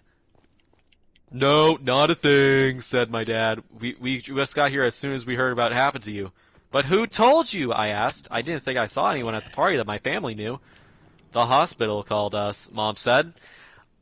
I guess that makes sense. It made absolutely no sense to me, of course. How would someone be able to identify me without me having any form of identification? I looked in the doorway and saw a man and a woman standing in there. My parents followed my gaze and saw them too. Excuse me, but is this Jane Arkansas's room? The woman asked. Yes, my mother answered. Who are you? I'm Margaret. This is Peter, my husband. She gestured to the man beside her. We're Jeff's parents. I sat up in my bed. I'm Isabel. We want to thank you for doing absolutely nothing to help Jeff. Yeah, we just want to thank you for doing fuck all. Yeah. I mean, to be fair, she brought fire accident. We could show what's the parents' probably. Yeah, she walked through the door and then instantly fucking fainted. She like busted the door like with a fire extinguisher, she just like kicked the door open with the fire extinguisher, and then she just took one step inside and then instantly fainted. No, what happened was she walked inside and then slipped on an ice cube. Yeah. Oh my god. Alright. I'm Isabel, this is my husband Greg, and our daughter Jane, Mom gestured to me. So you're the one who ran in with the fire extinguisher, Margaret said. Yes, I quietly reply, embarrassed. Is your son alright? He just came out of surgery a few hours ago. The doctor said he'll be fine. I relaxed at the thought. That's good, I said. Listen, I know what happened to Jeff and Lou on their first day of school. Then I told Jeff's parents what really happened to Randy and his crew. So she's the one who testified, even though in the original story it was one of Randy's friends that told on him. No, she plans on testifying at at the trial, at the fucking court trial. Yeah, but she told them, even though, in the original story, it was one of the others that said what happened. Wait,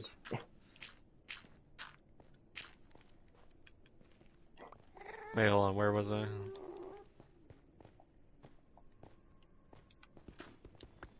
Wait, hold on. We had no idea that Jeff was capable of something like this, Peter said. I am willing to testify that Lou didn't beat up anyone, that Jeff was only beat up Randy in his gang to self-defense. No, in the other story, what happened was Randy fucking confessed at the fucking party. Even though he died, yeah. Yeah. But there was like many, many witnesses, and they all were like, "Oh yeah, Randy straight up just confessed at the party," and then the police were like, "That's enough evidence for us." Yeah, exactly. Laziest fucking cops ever. Yeah, these cops are like literally like no investigation whatsoever. There's like, they just like look at like what everything that the people giving them they just like take everything people say at face value, just like, case closed. No investigation. Just they just like the cops in this universe. Like if you tell them to do something, they'll do it. Yeah, dude, they're all fucking Officer Barbary from fucking South Park. Stupid as hell. Yeah. I am willing to testify that Lou didn't beat up anyone, that Jeff only beat up Randy and his gang in self-defense. No need, Said Margaret. Lou is being released from jail after what happened to those boys. That's good, I said. We just came back to thank you for trying to help our son, Jane. It warms my heart to see selfless people in your generation. What is she, like 80 years old?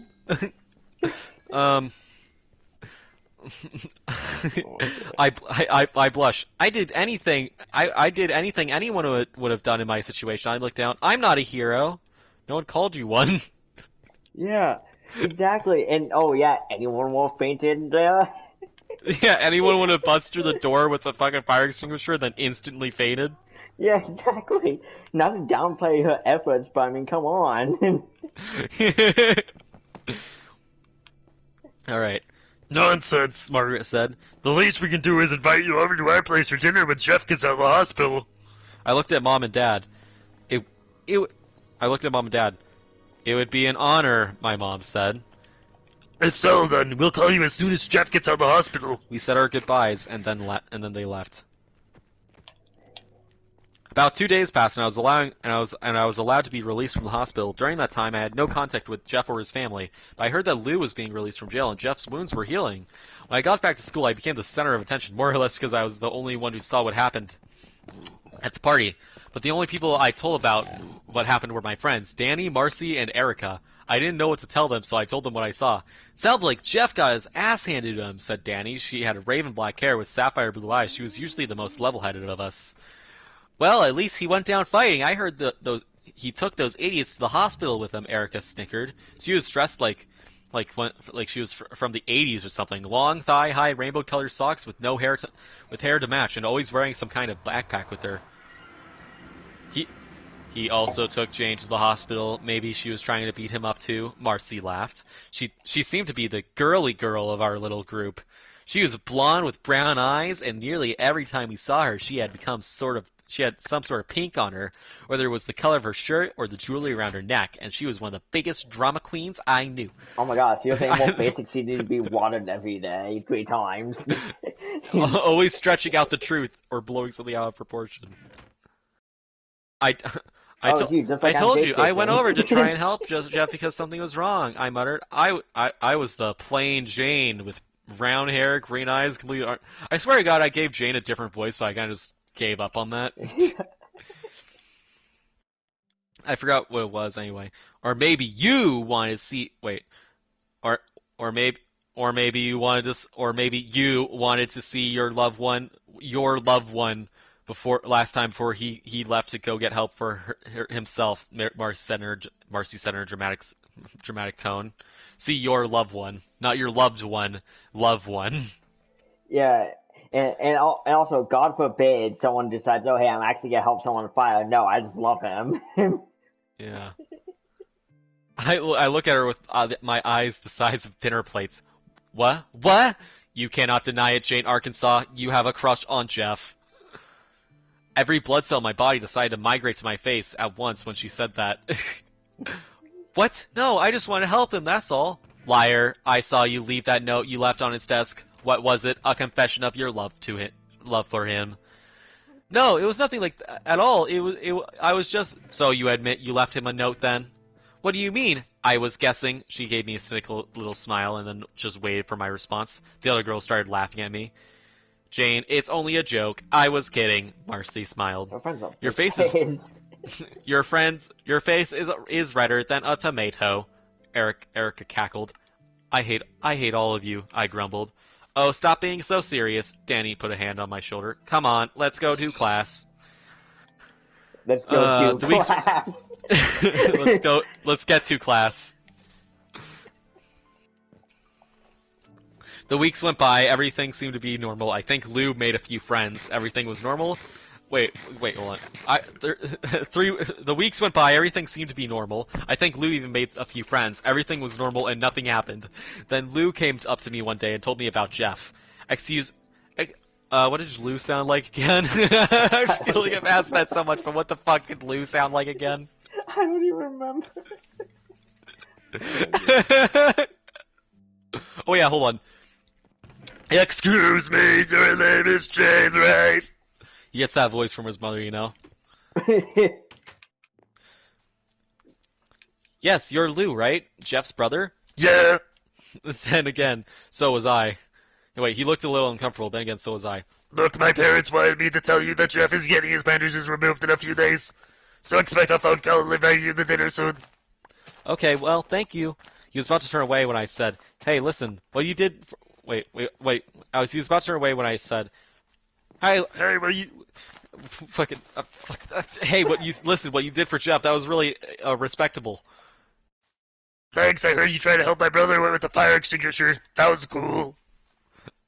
Yeah, well, thanks. See you around, I guess. Yeah, see ya. I was watching him walk away when I heard a little voice beside me say, cheating on your boyfriend, are you? The fuck? I turned around, surprised. It was Marcy.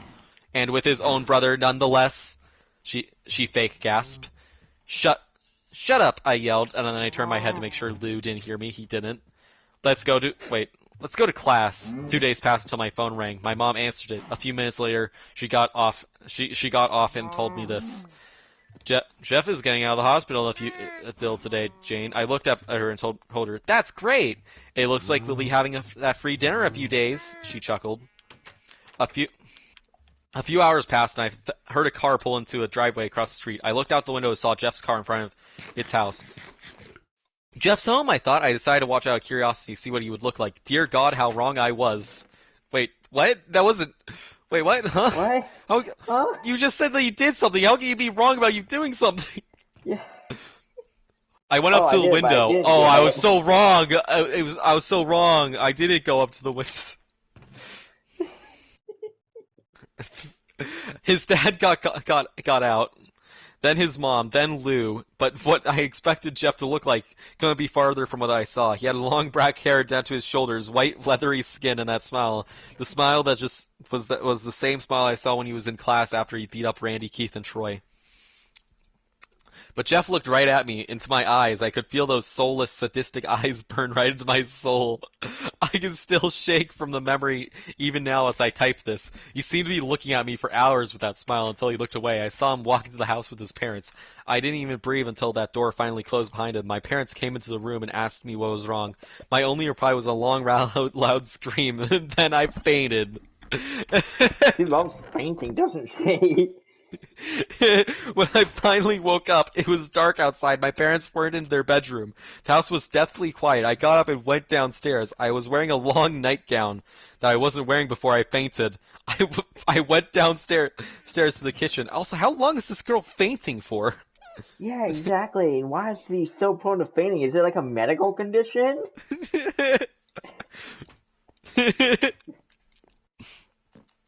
The lights were on, which was unusual. Which was unusual. My parents always told me to turn off the lights in a room when I left it. There was a note on the table. I picked it up. Scrawled on the paper was this: aren't you coming to dinner? Your friends are here too. I began to shake violently. I dropped the paper. I went to the living room window and looked out. The lights were on in Jeff's house. I knew that I had to go there, but I was terrified out of my mind. I shook my head and looked back again. I saw Jeff leaning on the window in his house, staring at me with a knife in his hand and tapping against the window. Tap, tap, tap. He was still smiling. Tap, tap, tap. I stared back, stepping back from the window, never taking my eyes off him. Then I turned and ran away from the window into the kitchen. When I peeked out of the kitchen to look at out the window, all I saw was a smear of red on the window. I turned around and looked at the kitchen. Everything seemed to be in its place, even the knives. I grabbed one of them and held tight. Then I found the phone, tried to call 911, but the phone line was disconnected. I had no idea where Dad's cell phone was, or if it was even fixed. What was it broken? Oh, because apparently when she ran over to Jeff's house with the fire extinguisher, she dropped the phone. Actually, it was because of the gunshot she heard. She dropped the phone and it broke when it fell. Did it? That did happen. Oh, okay.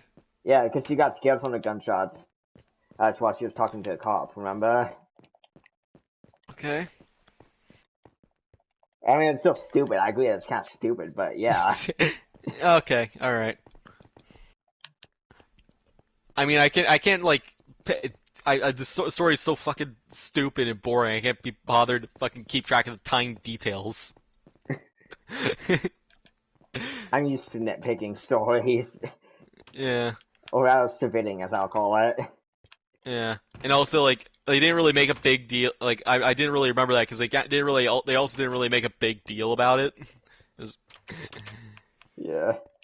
Yeah, you made they more really of a big deal about her friends teasing her for loving Jeff than they did about the actual phone breaking, yeah which is arguably at least slightly more important. yeah. But the phone line was disconnected. I had no idea where Dad's cell phone was or if it was even fixed.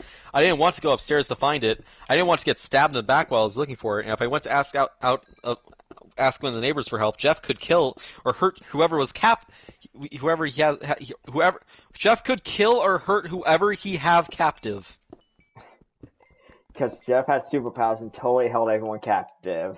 Yeah. Yeah, but also, once again, not this is a fucking. They clearly forgot a fucking word and didn't proofread this. Jeff could kill or hurt whoever he have captive. He have captive. How wrong could you... How many errors could you have in one story? Wait, where Like, come on. Yeah. Yeah. Okay. Yeah. It should be has. You're worried about that being a mistake. Yeah. Never mind. It's not like he forgot a word. It's just like he fucking used the wrong word. He used have instead of has. Anyway, so there was only one choice: to go fight Jeff alone, 1v1, because apparently 13, 12, 13, 14, whatever age they are, Apparently, year-olds have a lot can't better. take on a 12-year-old, but a 12-year-old can. Yeah, but at 13, 14, I think she said at the beginning of 13, so he was 13, 14 years old. So yeah, 13, 14-year-old girl can definitely handle it. Yeah. Yeah, the point still stands. Point still stands, but like, once again, neither of them should probably be able to overpower a fully grown adult. As I got closer to the front door of his house, I began to slow down. My knees began to shake, my palms began to sweat. My knees were weak, my arms were heavy. Eat mom spaghetti. Yeah, and I started to breathe faster and shallower than before. Faster and shallower. Oh my God, this new sentence isn't capitalized. Before I knew it, I was standing completely still on the front doorstep, panting like a dog. Why? you just get fucking exhausted from walking across the street? Like, have you ever been so scared that you were just panting like a fucking dog? No. Apparently I manned up and grabbed the doorknob. I manned up, grabbed the doorknob, squeezed my eyes shut, and jerked it open. I stood there in the doorway with a knife in my right hand and the doorknob in my left, too terrified to open my eyes, till I heard a voice say, Looks like you made it. I'm glad you did, friend. I opened my eyes, then screamed. His eyes were large and unblinking, and his smile was... Wait, hold on. Has she and Jeff ever even spoken to each other? No! All she did was leave him a note, like one time. Yeah. Like, friend is a strong... Well, I didn't mean to be fair, he is crazy. But friend is still a strong word, Jeff. Yeah. Alright, anyway, his clothes were covered in blood, and then I passed out. When I woke up, I was at the dining room table. My knife was gone, and when I looked up, I saw people sitting at the table. It was my parents, Jeff's parents, his brother Lou, and my friends. They were all dead, with smiles carved into their faces and huge red cavities in their chests. The smell was unbearable. It's indescribable, unlike anything I'd ever smelled before. It was the smell of death. I tried to scream, but I had a gag in my mouth, and I was tied to a chair. I looked around at the room in disbelief. Tears were welling up in my eyes from this. Wait, hold on. Wait, hold on. I just want to throw it out there. Wait, did she She fainted again. Hold on. She fucking fainted again. To get here. She's fainted 3 times. To be fair, being around a crazy person will do that to you, but every other faint is bullshit. Yeah. Look who's finally awake. I turned and looked beside me. Jeff was there. I tried screaming, but the gag was in the way. Suddenly, he was beside with the knife. He was not beside me. He was just beside something. He was beside everything at once. He was just beside. He was just beside with the knife. Shh. Wait. Shh. Shush. Shush. Shush! It's not polite to scream at friends! He began sliding the blade across my face, constantly tracing invisible lines from the corners of my mouth up my cheeks in a large, grinning smile. I shivered as he did this. When I turned away from him, he grabbed the back of my head and forced me to look at the scene at the table. Now, don't be rude. You're insulting everyone by not looking at their pretty faces.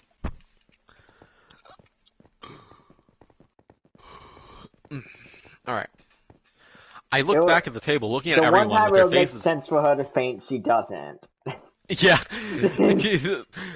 I looked back at the table, looking at everyone with their faces covered in smiles and some of their chests still bleeding fresh blood.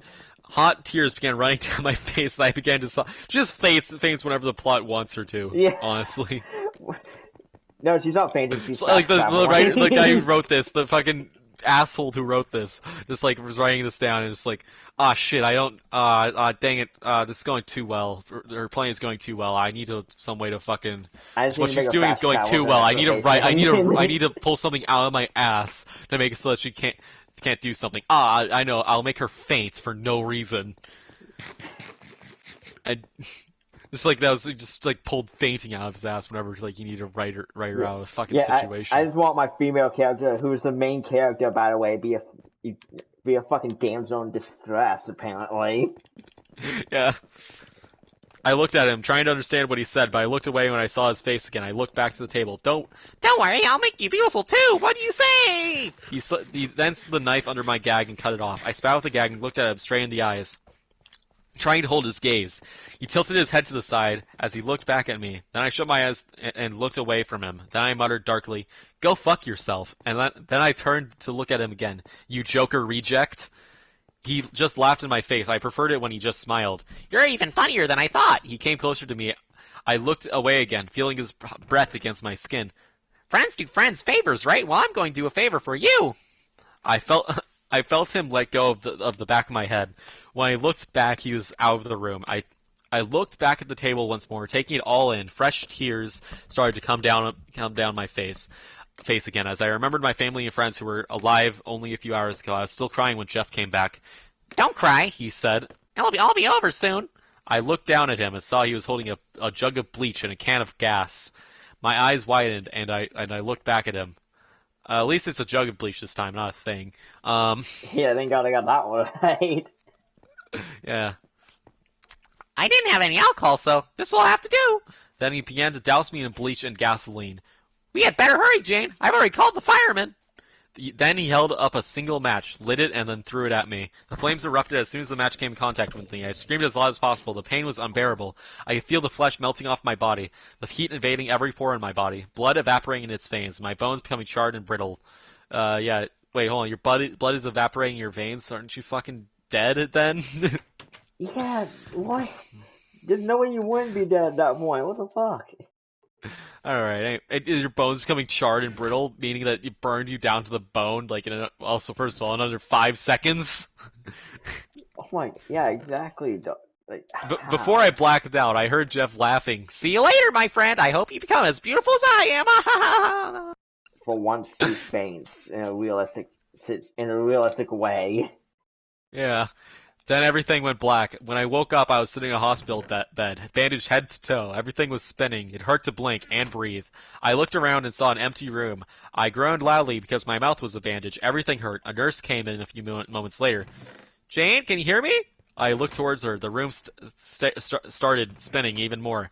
"Jane, I'm your nurse, Jackie. I don't know how to say this, but your family died in the fire. I'm sorry."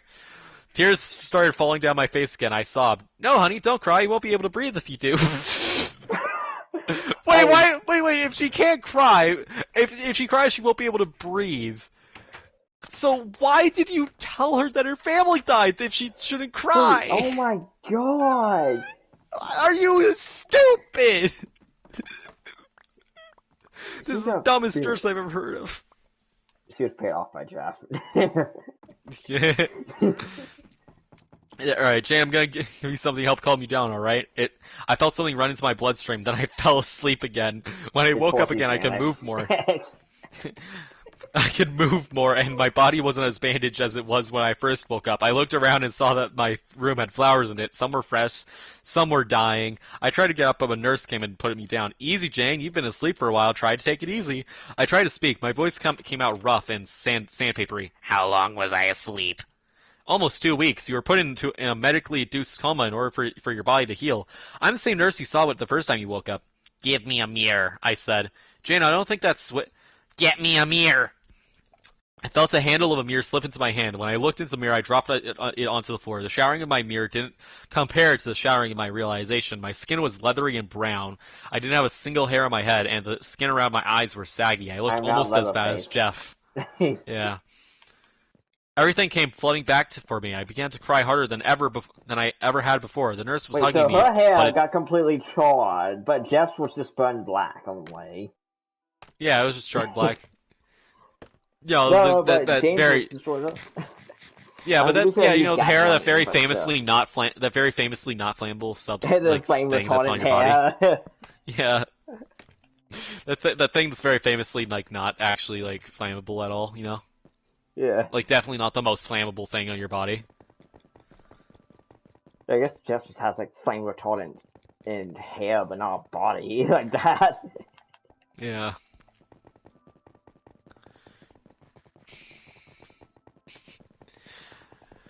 Alright, anyway, alright, hold on. Everything came flooding back for me. I began to cry harder than I ever had before. The nurse was hugging me, but it didn't help much. At the height of my sobbing, I was surprised that nobody else came in to check up on me.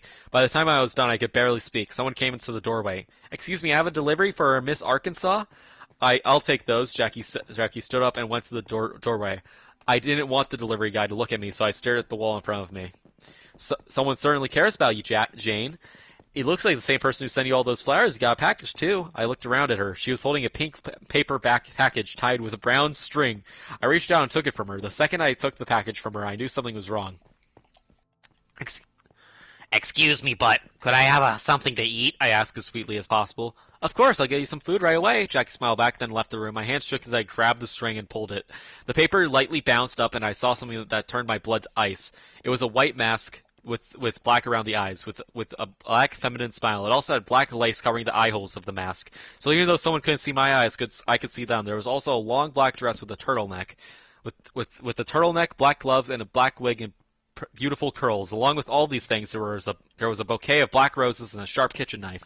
Attached to the mask, there was also a note. Jane, I'm sorry I messed up trying to make you beautiful. So I gave you a mask that will let you see beautiful until you get better. Also, I forgot your knife. I thought you would want it back, Jeff. By the time Nurse Jackie came back, the present was hidden under my bed. I told her I told her all what that was there was the flowers. She seemed to be disgusted by them, so she threw them out. I thanked her for that. That night when everyone was either asleep or gone home, I sneaked out. The only thing I had to wear was that dress. So I put it on and found a pair of shoes outside in the hallway. Forgotten by some careless nurse, I wore the wig to look less inconspicuous. By the way, I just want to throw out here in this line, I actually remember this from the Michael Lorre video on this creepypasta. But that was originally I wore the wig to look less conspicuous. Wait, never mind, hold on, I got this backwards, never mind, it's the same. I wore the wig to look less inconspicuous, aka more conspicuous. Yeah, oh my god. I just want to be, I put on the wig to make myself more obvious, you know? Like, you don't want to be less obvious. Who gave it to you? Like, oh my god. It's, yeah. Anyway, I didn't know where I was going, and I didn't care. Yeah, no, so to sneak out of the hospital, she wanted to make herself, like, so you're trying to sneak out of this hospital, so you want to make yourself more obvious to everyone in the immediate vicinity. You just want to make sure that you just have, like, a fucking spotlight on yourself at all times, you know? Yeah. When you're trying to sneak around. That's why the Fallout, the stealth system Fallout is so good. It's because, like, when you want to sneak around, you just want to, like, turn on your Pip-Boy light and, like, sneak around that way, you know? Yeah, exactly. It's, like, the only way to do it. Yep. Turn on Pip-Boy light and then sneak around that way. And you're not gonna get spotted ever because you made yourself less inconspicuous. I didn't know where I was going, and I didn't care. When I finally stopped walking, I was into the front of the cemetery. I went inside and found 2 tombstones, Isabel, Arkansas, and Gregory, Arkansas. I sat down in front of their tombstones and cried once more. When I finally sat up, the sun was beginning to rise, and so was a new chapter in my life. Chapters don't rise. I took the mask and put it on, then picked up the knife and held it as tightly as I did before. Then I turned around and looked at the rising sun. On that day, I swore my revenge against Jeff the Killer and donned my new name, Jane Everlasting. For I want the only thing to be more everlasting for Jeff than I want the only thing to be more everlasting for Jeff than his madness to be his death. Ever since that day, I've been trying to find Jeff and kill him, hunting him like the animal he is. I will find you, Jeff, and I will kill you. As for the photo that has been popping up of me saying, "Don't go to sleep, you won't wake up," that pretty much explains what I want to do with Jeff's victims: prevent them from becoming victims in the first place. Whoever that I kill them so they don't get killed by Jeff is a gross understatement. So this is my story. Whether you accept it as fact or is not up for me to decide. Now, if you excuse me, the sun is going down and the hunt is beginning once more. And that's it. That's Jane the Killer. Did you like it? It's just as horrible as the first time I read it. Actually, it's even worse now. I'm realizing even more mistakes I did the first time I ever saw it. Yeah. And also, even if he's thinking she's less like conspicuous to the hospital, either way, she's conspicuous to Jeff because he knows that either A, she's going to be wearing what he gave her, or B, she's probably gonna look like a horribly like burned person like he is.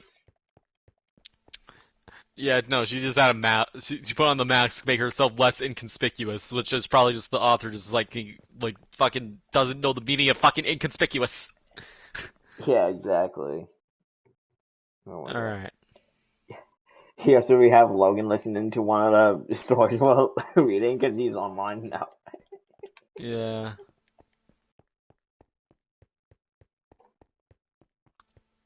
Aw, darn, I'm not sure I'll be able to find the fucking homicidal Lou story. No. Darn. Alright, actually, never mind. I probably could find one, but... Wait.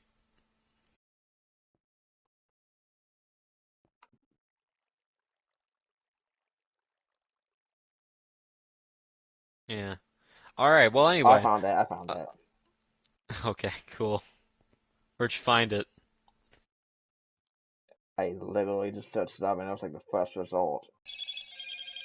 Alright, woo! Oh wait, no, this is just the wiki file, but I think it says the overall story. Yeah, but do we have to... I feel like we're either gonna read the whole last story or for fucking none of the story. Else, I kinda don't really want to read Homicidal Lou, to be honest.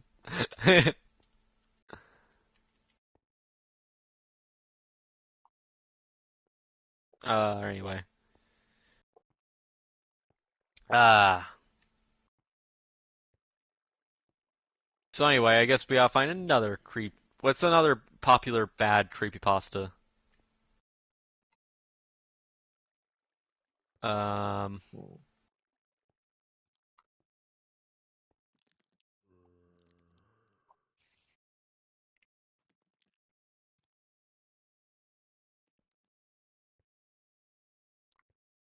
So there are the 2 iterations of Alice Jack as well as the 2 iterations of Laughing Jack.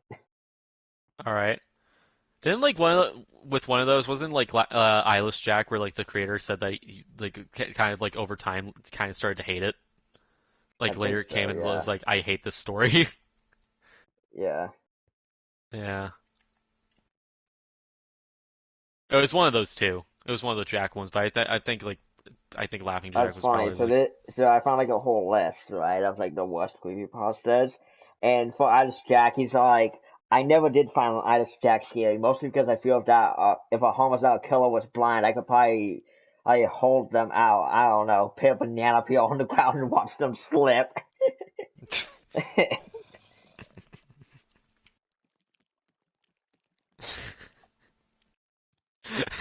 Oh, you put Abandoned by Disney on this. I don't know. That's actually, apart from like the ending, it is actually a pretty good creepypasta. The ending is Yeah, just kind I of kind of funny. agree too. It's like with like Abandoned by Disney actually isn't that bad Oh actually. wait, he It's said that. actually He said exactly that. Actually, that was the ending that killed it for him, which that makes sense. okay.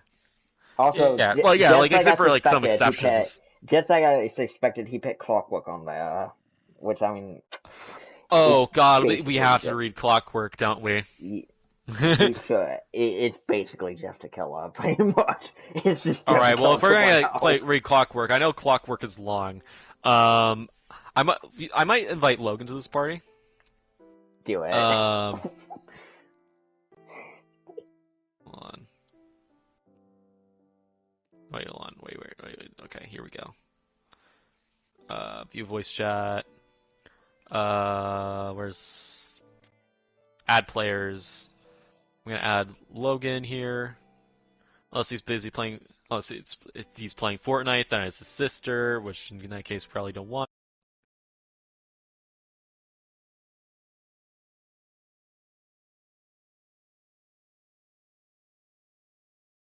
Well, anyway, in any case, before we read fucking Clockwork, I'm gonna get some water because I'm Yeah, like mentally my prepare yourself as well. yeah my throat is really dry from doing Jeff's mom's voice. It's Oh that yeah, I really fucking imagine.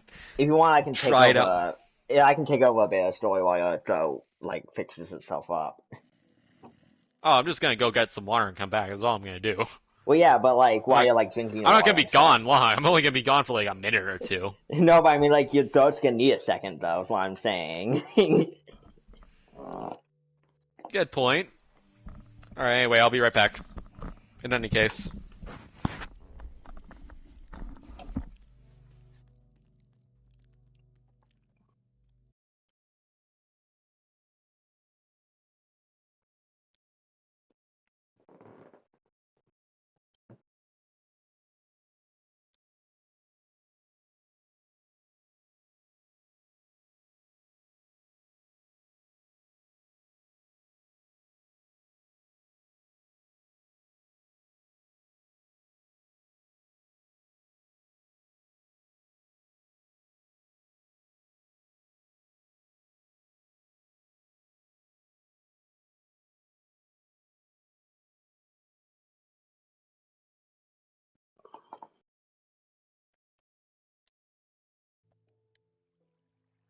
Alright, see what other shit pastas we can read.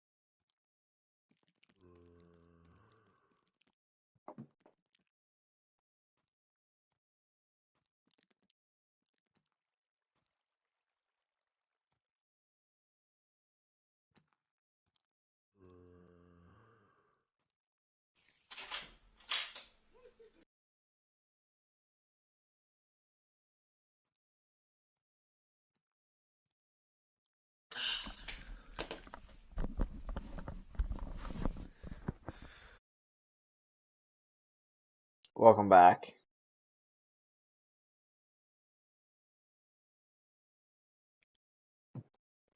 I messaged him saying that we're playing Minecraft, and maybe that might entice him to join.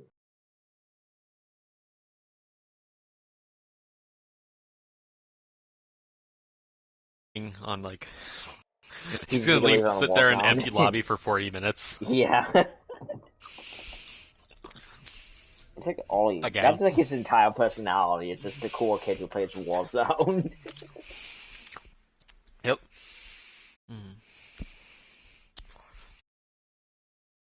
It's been good. How about you? That's good.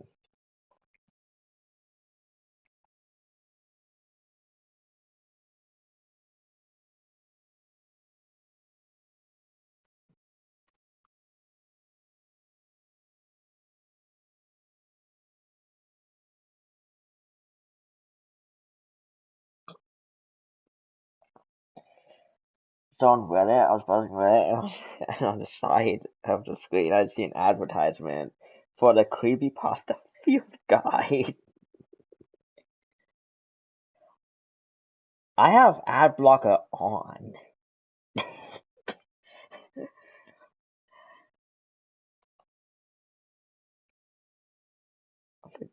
I'm just gonna copy paste that into Discord because I'm not joking about it.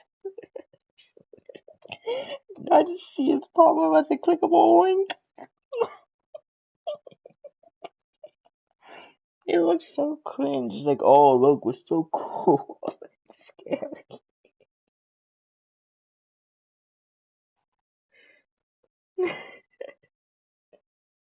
He doesn't even look like Jeff. It's like supposed to be him, but he looks like some edgy teen.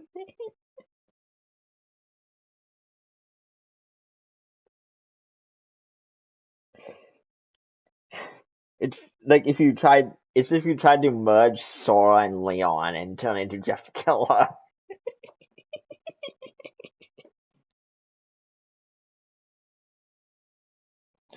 Squall the Killer.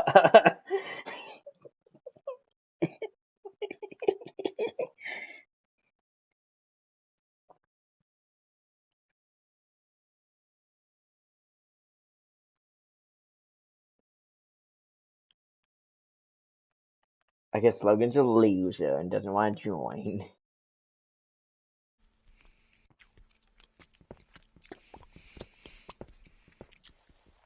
Okay, here we go.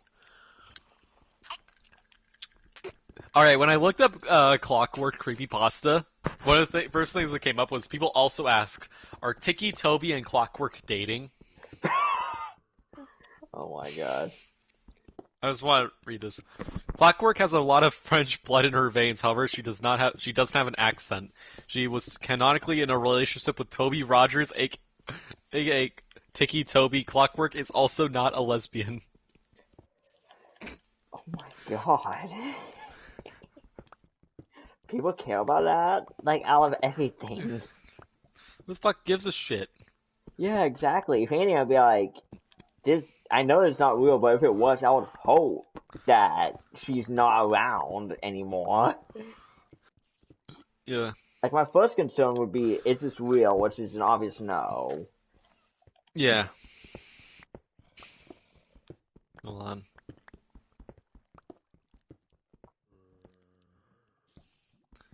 I remember when we were going through the LOL pasta wiki.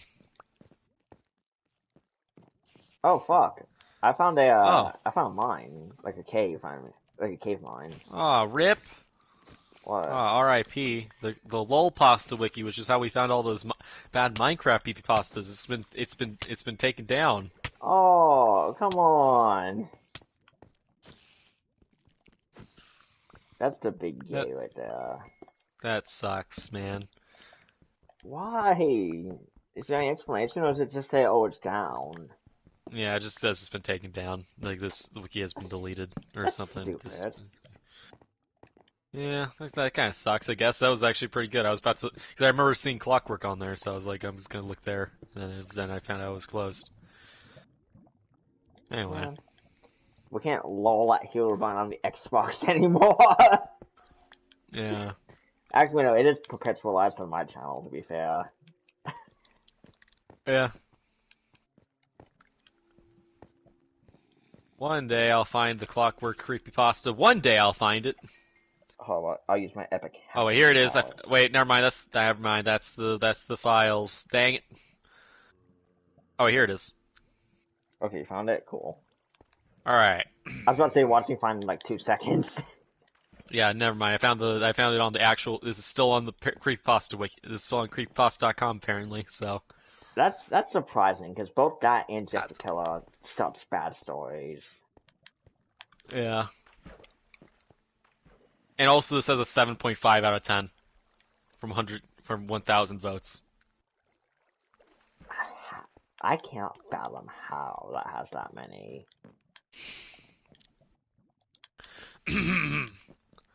Jesus Christ, there's so many ads. Okay. A little girl sat in her room. Her messy brown hair was put into pigtails. Was put into little pigtails as her hazel eyes stared at the door. She hugged her stuffed giraffes close to her little body and listened closely to the loud yells of her mother and father. I never should have had any damn kids, screamed a loud, deep voice. All they do is make messes, complain, and draw on the walls. He was interrupted by a shrill, angry yell of the girl's mother. They're children, David. They don't know any better. Oh, fuck me, Mary Beth. I don't want to hear your bullshit excuses. I've heard about enough of them. Why is this like a really deep-voiced Kermit? And what do you plan to do about it? The girl heard from loud footsteps going towards her room, and she hugged her giraffe closer. The door opened violently, and in the doorway stood her large, infuriated, overweight father. In one of his meaty hands, he held a large textbook. David, stop it! Screamed her mother, but the father ignored his wife's pleading cries. He grabbed the little girl harshly by the collar and screamed and kicked. Trembling in fear, the girl's father held up the textbook. This is for drawing on my fucking walls, you little bitch! Not years later, the little girl known as Natalie was now 9 years old. Going through the stages of puberty, she was naturally a little chubby, like the usual.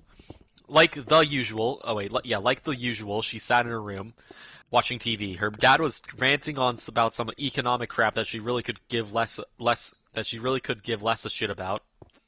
I mean, couldn't give less a shit about? Because if she... And also, that's not how that saying goes, though. Alright, as she munched on some popcorn, she was... Jesus fucking Christ, there's so many ads. Alright, anyway. She was also currently drawing a picture. There was a bit of gore in it, but strangely, she liked drawing blood. It gave her some weird satisfaction. Other than that, multitasking was no problem for her. It became apparent to her at a young age, having to do so much hard work in labor that she was able to do... It became apparent to her at a young age, after having to do so much hard work in labor, that she was able to do many things at once. Drawing ended up being her talent and passion. It was her way of escaping from reality. Whether something bad would rear its ugly head and peer in, or when she was simply bored. She suddenly heard the closing of her door and looked to the left, pausing on munching on her popcorn. There stood her brother Lucas, who was 14 years old. What is it? She could hear her father's yelling from outside the door. Dad scaring you? He let out a chuckle. No way, I think we're both used to this yelling by now. There's a long pause. So why are you in here? He played with his sleeve tightly and twitched a bit. I have to ask something. He trained his eyes on her. She frowned slightly, growing impatient with her brother interrupting her movie and drawing. What? He moved a little closer. You said you wanted to be cool and grown up like a teenager, right? She nodded and suddenly brightened up slightly. Well, I have an offer. Just spit it out, you dimwit. You know what the guys and girls do together sometimes, right? The next day at school, Natalie did not say a word. She did not speak for the whole day. She didn't have anyone to speak to anyways. Nobody could know. Nobody should know, and so nobody would know. Her teacher no capitalization in this sentence. Her teacher picked up a few of her puzzled expressions, but she dismissed it as if she just did not understand the lesson. Natalie, wait, hold on, what? Wait, hold on. What? Then and so nobody would know. Her teacher picked up on a few of her puzzled expressions, but she dismissed it as if she did not understand the lesson. Oh my god. And then you're not even So the gonna try and teacher's like, explain it better? yeah, like for like I can get behind the teacher like not understanding like her expressions, misunderstanding her expressions, but if she misunderstands like that, she's just like, I don't really want to do my job or anything. I want like Yeah, exactly. teach. I want And to do plus, my job. I love how they casually insinuate, oh yeah, her brother just fucked her, basically. Yeah. It's like, come on. Yeah. Just like it's like as a fucking for fucking Sweet shock value. Alabama. Just for fucking shock value too. Yeah, exactly. It's almost as bad as the one creepypasta where it's just all about how the girl's uncle raped her, basically. Yeah. Natalie also felt as if she was in severe pain. She had no idea it could hurt. Feeling scared, she walked home and silently went to her room. But later in the day, she was once again greeted by her brother. Nobody would know. At school, she finally decided to tell someone, even though they weren't her friends. She just felt she had to. She walked up to a group of girls she would occasionally see in the hallway. They looked like nice girls, and they and Natalie had occasionally talked before. Hey, Mia, the ginger girl looked at Natalie with a straight face. Yeah, Mia said to Natalie, I really need to talk to you about something. It's been going on for a while, and you and your friends, well, I feel like you're the only people I can trust. Mia and her friends seemed to pull little smirks, but only for a moment. Little did Natalie know they were hungry for gossip. Alright, you can trust us. What's up? One day later was all it took. She had been getting constant remarks on social networking websites such as Facebook. One time, someone even called her a whore, not to mention their lunch had ended up getting in her hair. It was going to be the least of her problems, but Natalie, being only 9, could not help but be greatly upset at this fact.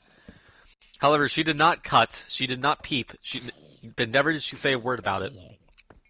As you may recall, so far in the story, in this journey, she had kept everything inside. She was supposed it was better. She wouldn't let any pain get the best of her. I like how randomly there's sentences that just don't have capitalization. It's great. I love it. They're fucking like their shift key broke, and they're just like, pah, who cares? Yeah, whatever.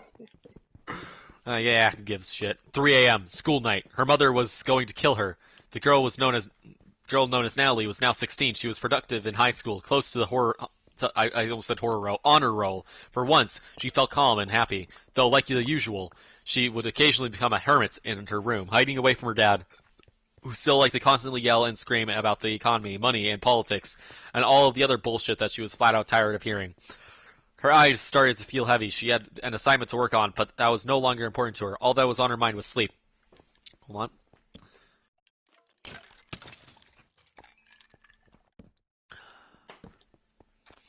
She closed her laptop, and after her eyes adjusted to the darkness slightly, she saw her old, worn-down, stuffed giraffe in the corner. She stared at it in complete and utter silence. Memories passed through her mind, and she felt tears come into her eyes, but quickly she blinked them back. No more breaking, she thought to herself, but she continued to stare at it. What the fuck are you looking at? She said to the stuffed object. It simply stared with the soft, black, beady eyes. She shook her head and stood up, and she looked down sadly at the little toy animal and gently picked it up in her arms. She cradled it and spoke softly to it. I'm sorry. Some tears ran down her face. She pet its rough, soft fur softly. Slowly. Hold on, shit. She pet its rough, short fur softly as she lay down on her bed. She slowly went to sleep. She was woken up by the angry growls of her mother. Exhausted, she slowly opened one of her eyes. I can't believe I forgot to take that laptop away. You were on it all night, weren't you? Natalie sighed and pressed her face deeper into the pillow. Hugging her giraffe closer, her mother sighed and walked out. She took a shower, brushed her teeth, and ate some breakfast. Then she got dressed. She put on a gray hoodie. She put on a gray and blue hoodie with fur inside its hood. It wasn't her favorite, but it was the only one she could wear to school due to the others being in the wash. She also put on a black shoes and some thin, fashionable boots. Finally, she went down the stairs to get driven to school. She hopped in the car and her mom sped off. However, on the way there, due to the lack of sleep, she slowly put her head against the window of the car and began to drift off. Her dreams, or more accurately, nightmares, consisted firstly of her physical abuse as a child, and secondly of the sexual abuse she had suffered at the hands of her own brother, Lucas. This abuse had lasted for 4 years before she had the guts to turn him away. She started twitching and cringing in her sleep, but her mother took no notice. Her mother never took notice. Suddenly, she was jolted awake by the sound of her mother's voice. "We're here," her mother said with annoyance in her voice, mostly from catching Natalie napping again. She looked at the large sign of the school, which read Walkerville Collegiate Institute for Creative Fine Arts. She sighed tiredly and stepped out, putting her backpack on her shoulder. "See ya," she proclaimed and closed the car door. She walked into the school and chatted with a couple of friends until she went up to her locker on the 3rd floor. She grabbed her books, and before the 5 minutes of time was over, she ran to her class. Her English teacher annoyingly put her hand on Natalie's desk. "Where's your assignment, Miss Olete?" Natalie swallowed. "I forgot at home. Sorry, Miss Hamanuik? Your time is up, Miss Oliette." Don't disappoint me," Natalie seemed puzzled by the thought for a moment. She didn't know why, but those words seemed to melt through her. She simply ignored it and went back to listening to the lesson. And falling asleep not too long after, of course. Later that day, she was heading to her locker for 4th period when suddenly her boyfriend Chris approached her. "Hey, talk to me after school, right?" She smiled. She loved talking to Chris. At the same time, she didn't expect anything. Chris was always sweet to her. During her French class, Natalie failed to pay attention. Instead, she doodled the things she loved to draw the most. Blood, gore, people being stabbed, knives, macabre things of the sort. Others would say it was pretty dark of her to draw such things, but she saw nothing wrong with it. For some strange reason, it actually felt like a normal thing to her. "Miss Olette!" She quickly covered the doodles on her paper and looked up at her French teacher quickly, trying to hide her fear. Yes, Mr. Levauser?" With a slight turn of his head, he gestured for her to move her arm. "Show me your work." She hesitantly moved her arm, showing her teacher the picture of someone being stabbed by an insane man. The teacher stared, puzzled, looking at her a bit. She smiled nervously. "Erase that and get started on your work," he said in a strangely calm voice. He walked away, and she sighed and began to erase the picture. "And Miss Olette," Mr. Levauser interrupted. "Your time is almost up to get your work done. I suggest doing it now." She growled at the mark. Time, as always, seemed to be against her. As far as she was concerned, time could go fuck itself. After class, she walked out of the school to find her boyfriend standing near the fence and on the sidewalk. She smiled and walked over, hoping he had something to say that would cheer her up on this miserable day. But as he walked closer, her smile slowly faded. He wasn't smiling back. "Chris, what's wrong? What do you want to talk about?" He smiled. "Natalie, I think it's time that we should start seeing other people." She felt her heart break. "But why?" Natalie cried. He responded with a stern look. "It's your mindset, your drawings. They just creep me out. I think there's really something wrong with you. And the saddest part is that you haven't told me why you're acting like this. It makes me feel irresponsible. So I can't do it anymore. I'm sorry." And then with that, he walked away. Natalie slammed her hands on the bathroom counter at home. She stared at herself in the mirror, her eye twitching. I won't hurt myself like the others. I can stay strong." There was a needle and black thread in her hand. "It's pointless. It doesn't help." Some weird sensation pulled at her subconscious. She chuckled slightly.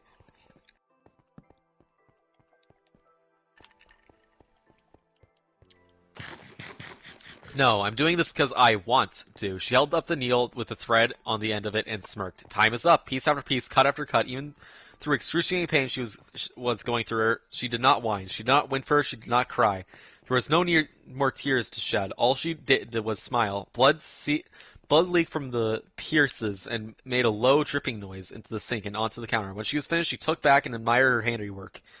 She stroked the horrendous stitches on the sides of her mouth, which spread into a wide smile. She felt the warm, wet blood on her fingers and licked it gently, consuming the metallic-tasting liquid in pure ecstasy.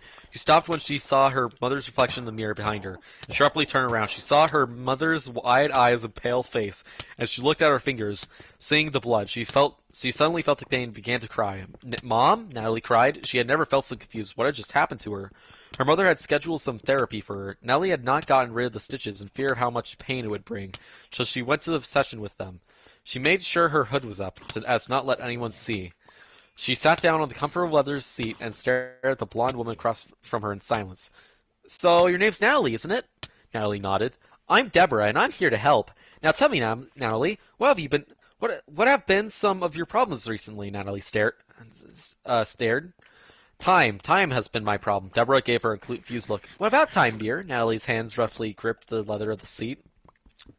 Everything. It makes you live through it, slowly progressing through life, being controlled by society, only be tortured to seemingly no end until you find you no longer have a purpose. It's a vicious cycle. Time does not end. It does not slow down. It does not speed up. It is violent. It makes you live through the torture over and over again, unable to fast forward through any of it. All right, slow down there, author of Blood Whistle. Yeah, exactly. I've just been reading this whole time. Like, you haven't been making any comments. I mean, what's to say other than what I've already said? This Creepypasta is bad. It's just bad. It's not even fun to make fun of. It's just bad. It's just your regular run-of-the-mill bad. It's not really anything to make fun of, is there? It's not even like it's like good bad or like just oh this is a piece of shit. No, it's just like okay bad. Yeah. And that's the worst kind of bad when you can just say it's okay bad. Yeah, this is like just extremely fucking generic. Yeah, it's just generic Jeff the Killer-esque kind of creepypasta. Yeah, except for like when it's fucking just has just rape in there just for no fucking reason. Yeah, exactly. Other than just an excuse for her to also just have mindless violence of killing her own brother. Yeah, and it's also just fucking for shock value too. Yeah, exactly. You shock value for the sake of adding shock value later on again. Like that's literally all that is. Yeah, and also you should not. One thing that you should not like if you're gonna put rape in your story, do not just put it in there just for fucking shock value. Yeah, that makes it so much worse. Yeah. Natalie really had if you're gonna put rape in your story, at least treat it with the fucking gravity that it deserves, not just fucking shock value. Yeah, exactly. You at the very least have a disclaimer, like, oh, this has disturbing mass content. Yeah, and also let's be honest here, to be fair, we haven't finished this yet, but would the story be any differently if that wasn't there? Would the story be any different? Like, it wouldn't have, because realistically, I don't think she kills her mother, but what would have changed, really? Because I think all it would have changed is that her brother would have tried to fight her. Nothing would have changed because her brother would try to fight her for killing her dad. Anyway, killing her dad. Like, either way, she ends up fighting with her brother. Yeah, okay, anyway. Natalie really had no idea what she had just said. She felt like she wasn't herself anymore. Could this be all because of the things she had kept contained? No, that was impossible. For some strange reason, she liked it? The therapist leaned in closer. Sweetheart, I want you to tell me what's happened to you. Natalie continued staring. There was a long pause. She smirked slightly, the wounds from her stitches opening slightly once again. Why don't you tell me, Blondie? You're the expert. Deborah appeared mildly annoyed. Natalie, I can't help unless you tell me what's wrong. Natalie's fingers stared into tear into the leather seating. Natalie isn't here anymore. With that, Deborah's eyes widened and she rose to her feet. I'll be right back. Please stay here. She walked out, leaving Natalie alone. Maybe she had done something at this point. She wouldn't have come to be what she is today. Maybe more people would be alive, and maybe she would be sane like she had been before. As much as I would love to say that Natalie got up from that chair and stopped what came next from happening, I'm obligated to give you the horrible truth. Natalie did not move. She sat perfectly still, in total silence and absolutely calm in that chair, and after a while waiting impatiently patiently, her parents walked in. Natalie stood, happy to go, but she noticed that her parents' expressions, even her father had a strange, saddened expression on his face. Her confusion grew, but she said nothing and followed them to the car. On the way, while she thought she was going home, she started to drift off. Strangely, she heard a dark voice speak in her dream. It sounded like her own, echoing into an eternal abyss. Your time is up. She shot awake, some beads of sweat rolling down her face. She wasn't home. She was in the car. She was in a white bed, in a white room.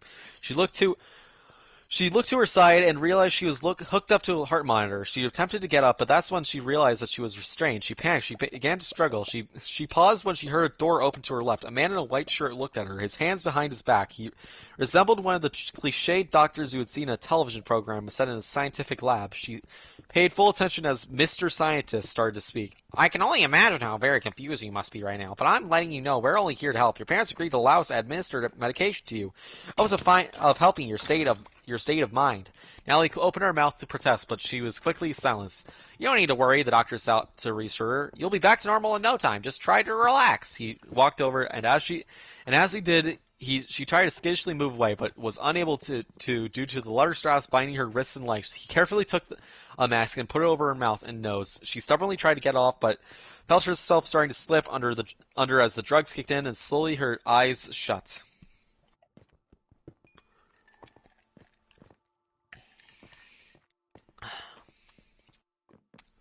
Suddenly, Natalie woke up. She couldn't comprehend what she was seeing. She was being given multiple injections and something that was being rubbed on her skin. She felt woozy, but was otherwise completely aware of her surroundings. She was entering a rare state patients sometimes find themselves in while they're undergoing surgery, in which they're able to see as they are being worked on. In this state, they can feel the pain, their brain is active, but they are unable to respond. Natalie, however, was able to, her heart rate beginning to accelerate as reflected on the nearby monitor, and the doctors took notice of this. They looked at her and took notice of her opened eyes. One of the doctors yelled at another. Natalie couldn't make out what they were saying, but she suddenly felt a rush of adrenaline. Shaking violently, she slowly started to slip out of her bonds. One of the doctors moved to hold her down, but then hesitated to do so. Natalie watched as all three of the doctors backed away in unison. She sat on the back of the bed, and the IV tubes from her arms, the mask from yes, let's hesitate to do something we probably should do.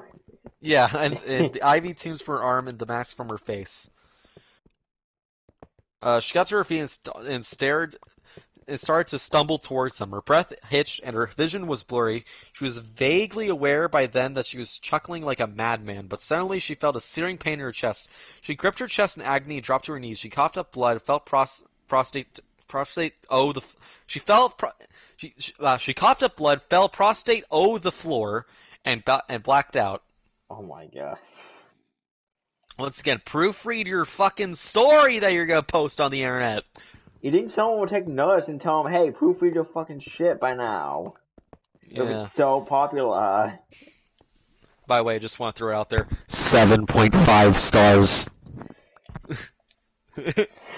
Exactly. Alright, anyway. Nellie woke up slowly and groggily sometime later. She found herself back in bed and the doctor sitting beside it.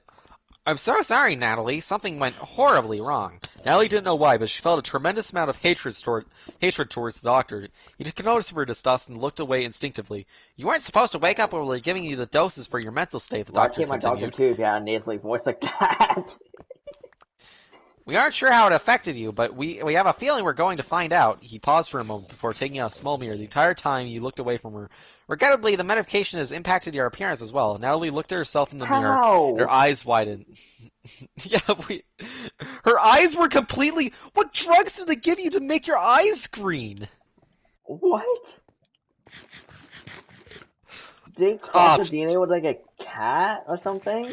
Ah, shit, we accidentally put the fucking food coloring in her eyes. Ah, darn it. Oh my god. What medicine does that? And also, how did it turn her eyes green? Did they inject it in there for some reason? They need to inject it into her brain? Did they need to do the thing from fucking do the thing like with the neuromods inject into her brain through the eye socket in your skull like the neuromods in Prey, you know what I mean? And then they just fucking missed. Like, whoops, I missed. I guess her eyes are green now. Darn it. These are the worst doctors in the world.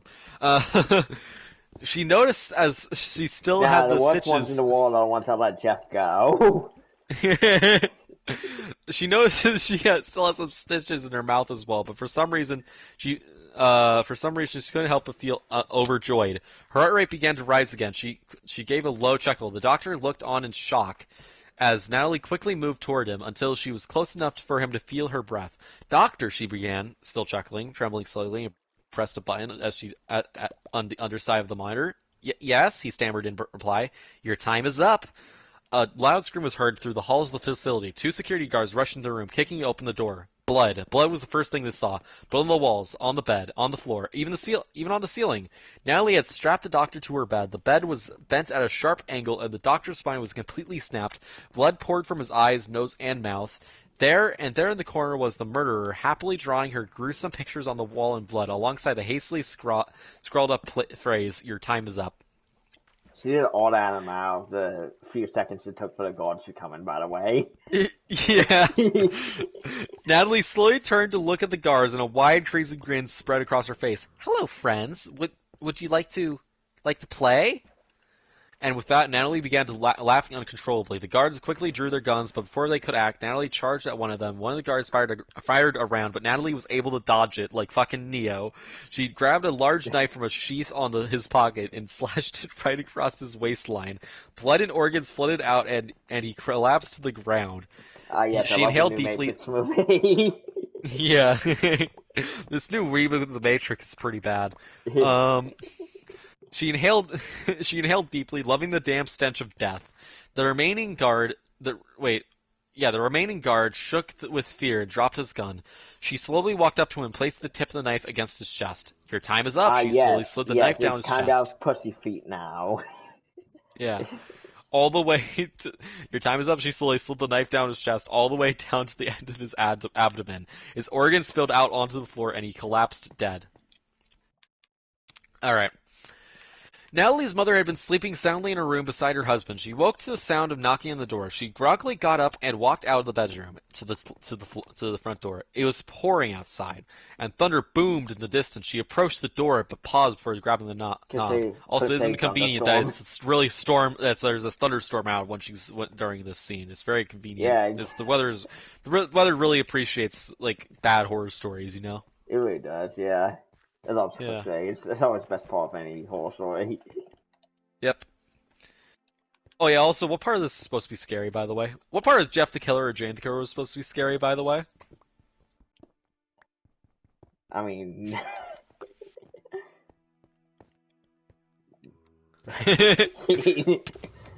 What part of any of these were supposed to be scary? As someone who grew up and used to like these, I'm trying to be like, did they really used to be this bad? Were they always this bad? She detected a faint sound.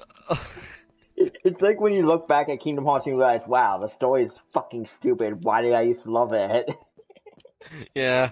She detected a faint sound of insane laughter. The rain and thunder seemed to quiet down suddenly. She pressed her ear against the door and listened closely. "Hello, Mother," a voice from the other side called out.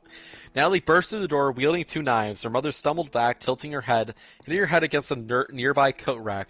One of the hooks penetrated her skull, and she bled considerably from the resulting wound. She fell to the ground paralyzed, but still conscious, lying in a pool of her own blood. Natalie towered over her, and then knelt slowly to meet her mother at eye level and displayed her blood-soaked blades proudly. "I am suffering, Mother," Natalie cooed.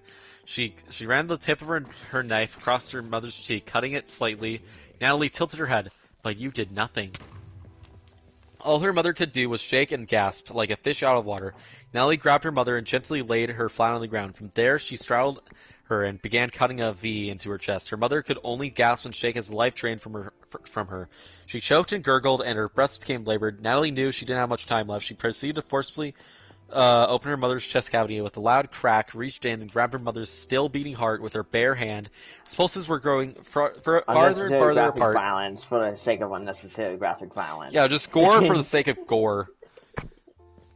Once again, how's this supposed to be scary again? They're literally doing that with gore as if they're writing a damn paper for school and need to extend it. Yeah. Natalie knew she didn't have much time left. She proceeded to forcibly open her mother's chest cavity with a loud crack, reached in and grabbed her mother's still beating heart with her bare hand, its pulses growing farther and farther apart. Suddenly she ripped it out. Blood sprang all over her face. She stared her mother directly in the face as she took her final breaths. "Sweet dreams," she said to her mother's corpse. "Your time was up." Just why? She put the heart into her mother's mouth, patted her cheek softly, and stood up. She wasn't done yet. Natalie's father, David, had stirred awake. Did he realized... now? Did he now? I've since and had realized the force. and realized that his wife had not yet returned to bed yet. His eyes had only just. I'm literally glad I had to burp there, so I had to pause because I had to burp there, so you could get that good one-liner in. His eyes had only just adjusted to the darkness when he suddenly noticed Natalie standing at his bedside, with a crazed smirk plastered on her face and her newly green-tinted eyes glowing in the darkness. Once again, glowing. Once again, what fucking medicine was that? The drugs gave her night vision and super strength. And also super speed. Yeah. Gotta go fast. Yeah, and also she can dodge bullets now. Fucking Oh dear, mother. Oh dear, mother's gone. I wonder who will get the money, Natalie jeered. She swiftly grabbed her father's forehead, laughing maniacally. That's all you ever cared about, anyway. Her father, unlike her mother, was a fighter, and he sprung up and grabbed Natalie by the neck. He threw her to the ground. He started to stomp on her chest until she coughed up blood, and he stared down at her. Doesn't it feel good, Daddy? She laughed in spite of the violence and coughed up more blood. After all, you never seemed to mind doing it all those years ago, did you? He narrowed his eyes. You aren't my daughter. A wider smirk spread across her face as she peered at him with her luminous eyes, blood dripping down her mouth. You're right, I'm not. She suddenly tripped him, causing him to fall hard to the floor. She scrambled to her feet. They say, the bigger you are, the harder they fall. While he was winded, she grabbed a pillow and stuffed it into his face, and then stomped on it harder and harder until loud cracking noises could be heard. When she finally pulled the pillow away, her father's face was gruesomely mutilated, and he was making muffled noises and crying in agony. What's the matter, Daddy? Pain too much for you? She shoved both knives into his stomach and left them there, then moved to rip one of the large, heavy wooden poles from the bed. She set it down on her father's legs and withdrew the knives. Gonna need these, she chuckled and sat down on the pole and laid on his legs. Suddenly, she started to rock back and forth while sitting down. The weight from her body on the pole slowly started to squeeze his innards up through his body. He started to gag and blood poured from his mouth. His breath was silenced and she hit him. And she hit a bit. She hit a bit of a snag. Herm, come on, she snarled as she forced herself to rock back and forth with more weight. Suddenly his organs burst out of his mouth. The nasty gore piled up on the floor on the sides of his face. She nodded to his carcass and started to walk out. Your time was up, Daddy. This isn't a horror story. This is puke bait. This is just fucking gross out. This isn't scary. It's just gross. Yeah, it's just disgusting. God. This is like that one story, right, when you're 12 years old thinking you're edgy and cool and thinking you're writing a good story. Finally, this would be her favorite part. She quietly snuck down to her brother's room, silently opening the door. Blood dripped from her knife. Once again, blood is not capitalized, even though it's being in the sentence. All right. I was going to throw it out there. Blood dripped from her knife, marking a low. I'm pretty sure there was another few, but I kind of just didn't mention them because it get really repetitive if I kept mentioning it. But fuck you, I'm mentioning it anyway. Making a low tapping sound as the droplets hit the hardwood. Her brother, once again, her brother wasn't capitalized, even though it's the beginning of the sentence again. Her brother wasn't in bed.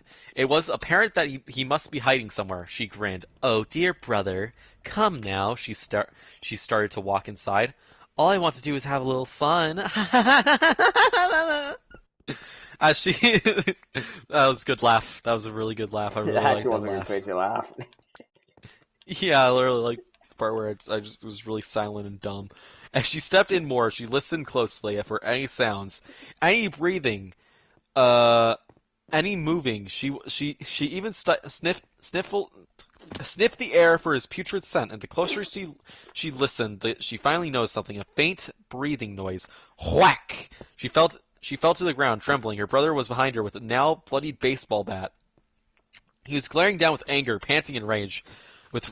She tried to slowly get up, but he hit her again and again and again. Mother did always like you best, you bitch! He hit her hard one last time before taking a breather. She was breathing heavily, her green eyes drooped and glowing faintly in the darkness. She felt weak and looked closer up at the ceiling. She recalled the days she had spent in here, being tortured, having to go through it for 4 years, looking at the same damn ceiling. It sent a sudden rush of energy into her body, and she started to stand, laughing insanely. Her brother went to hit her again, but used both of her knives to block it. Wait, why is it written like the fucking that one SpongeBob chicken meme? Wait, You're no. going to hell, brother! With a large push, she sent her brother flying on the bed. He hit his head against the wall and growled angrily, about to lunge at her, when she stabbed the two knives into his arms and keeping them pinned on the wall. He screamed and struggled rapidly. Let's see what we can use here! She started walking around the room and started smirked seeing a simple butter knife on her bedside. She picked it up and walked over to him. They say that the eyes are the softest organs on the body. Who says that? Well, yeah. What do you mean they say? Who How do says you fucking that? know that? How do you just know that off the No top one of your says that. head? Yeah, and also like she says like they say like it's a fucking saying or something. Like who the fuck says that? It's like you know what they say? All toast is toast. Yeah. What the fuck? All right. Anyway. Oh my God. Soft as butter, he looked in horror, trying to get away as she started to dig out his eyes with the knife. He shrieked loudly, and she Why? quickly tied a cloth around his mouth. Now, we can't have you waking the neighbors. He wasn't able to see anything. The pain was unbearable, and the pain of them not capitalizing "the" in that sentence, even though it's the beginning of the sentence, was unbearable. All right, You know, I'm surprised she and didn't also go the blood in the next route. sentence as well. I'm surprised she didn't go the irony route and try to peg him or something. Go the irony route about what? on dealing with a brother and decided to just peg him instead of just killing him. Yeah. Blood leaked violently from his eye sockets. He would cry, but he was now incapable. She dug around for more items and picked up a pair of scissors. She walked over to him, crawling over. I think you need to cut loose, brother. She stabbed the scissors into his gut and cried out, and he cried out in a muffled scream of pain. She treated him like arts and crafts, cutting through his skin like paper. She lifted up his large intestine and smirked wickedly. You know what I love? Macaroni art. She started to cut the intestine into sections. These might be a little too big to put on a plate, though. She could hear his brother. She could hear. Wait, hold on. What? Wait, these might be a little big to put on a plate, though. She could hear his brother foaming blood from the mouth. What? His? What? She's changed gender apparently. Yeah, she just decided to change gender mid-sentence. However's not capitalized, by the way. However, he had to swallow the blood back because it was the cloth around his mouth. Doesn't that taste good? She licked his blood off her fingers. I sure know I like it. He let out another muffled scream. She went down to his toes, started cracking them and ripping them off one by one. After a while, his screams grew futile. His throat was raw and bloody by now. Next, she worked on his fingers, snapping them and ripping them off slowly. The gurgling became louder, and he started to squirm. He was choking on his own blood. She pulled the cloth down, and blood poured from his mouth, and turned his head to the side and vomited violently. There, brother, she said, patting his head. Eat this and feel better. She stuffed one of his fingers in his mouth, making it jam into his throat. He choked and slowly died. Your time was up. The girl known as Natalie, walking into her room, dripping blood to the counter, she saw it. Her stuffed giraffe. She knelt down and stared at it. Then not capitalized, by the way. Without a word, she stood back up and walked to the bathroom. Staring at herself, covered in blood, she heard a faint ticking noise. She looked down and saw a pocket watch. She stared at his hand, slowly turning. Yep. Listening to God damn it. Listening to the ticking for what seemed like an eternity. She took out new paragraph, not capitalized. She took out one of her now red knives as it heavily dripped blood onto the counter. She grabbed the pocket watch and disassembled the watch until only the small clock was left. Time makes you live through torture, she said, slowly bringing the knife up to her eye. Slowly progressing through life, being controlled by society, she started to slowly dig it into her eye. As the vision in her left eye grew blurry and red, until you find that you no longer have a purpose, not capitalized. She felt her eye starting to become free from its socket, blood pouring in the sink. It's a vicious cycle. She felt it dangle out of her socket, a sharp pain where it was connecting to in her head. Time does not speed up. It does not slow down. It is violent. She grabbed out onto the corner of her eye and tore it right off, the eye falling into the sink. It makes you live through the torture over and over again. She started to place the clock in her eye. Unable to fast forward away from it, there was a squishing sound. It drips out and drips of blood until it seemed like the clock fit perfectly in her socket. I am clockwork. The young 16-year-old girl, formerly known as Natalie, walked away from her burning house. The flames engulfed everything. Inside, the draft slowly burned, along with the carcasses of her family. Some say she still lives on, carrying her insanity with her, leaving so many dead, saying she decided when their time should come to an end. The only way to detect her presence is if you're cuddled close in the covers at night, sleeping soundly. But in the darkness she watches, she determines. You hear ticking, and you see a green flash of that putrid clock eye. If she is there, you know your time is up. And that's the end. Yeah, I have a question. What the fuck?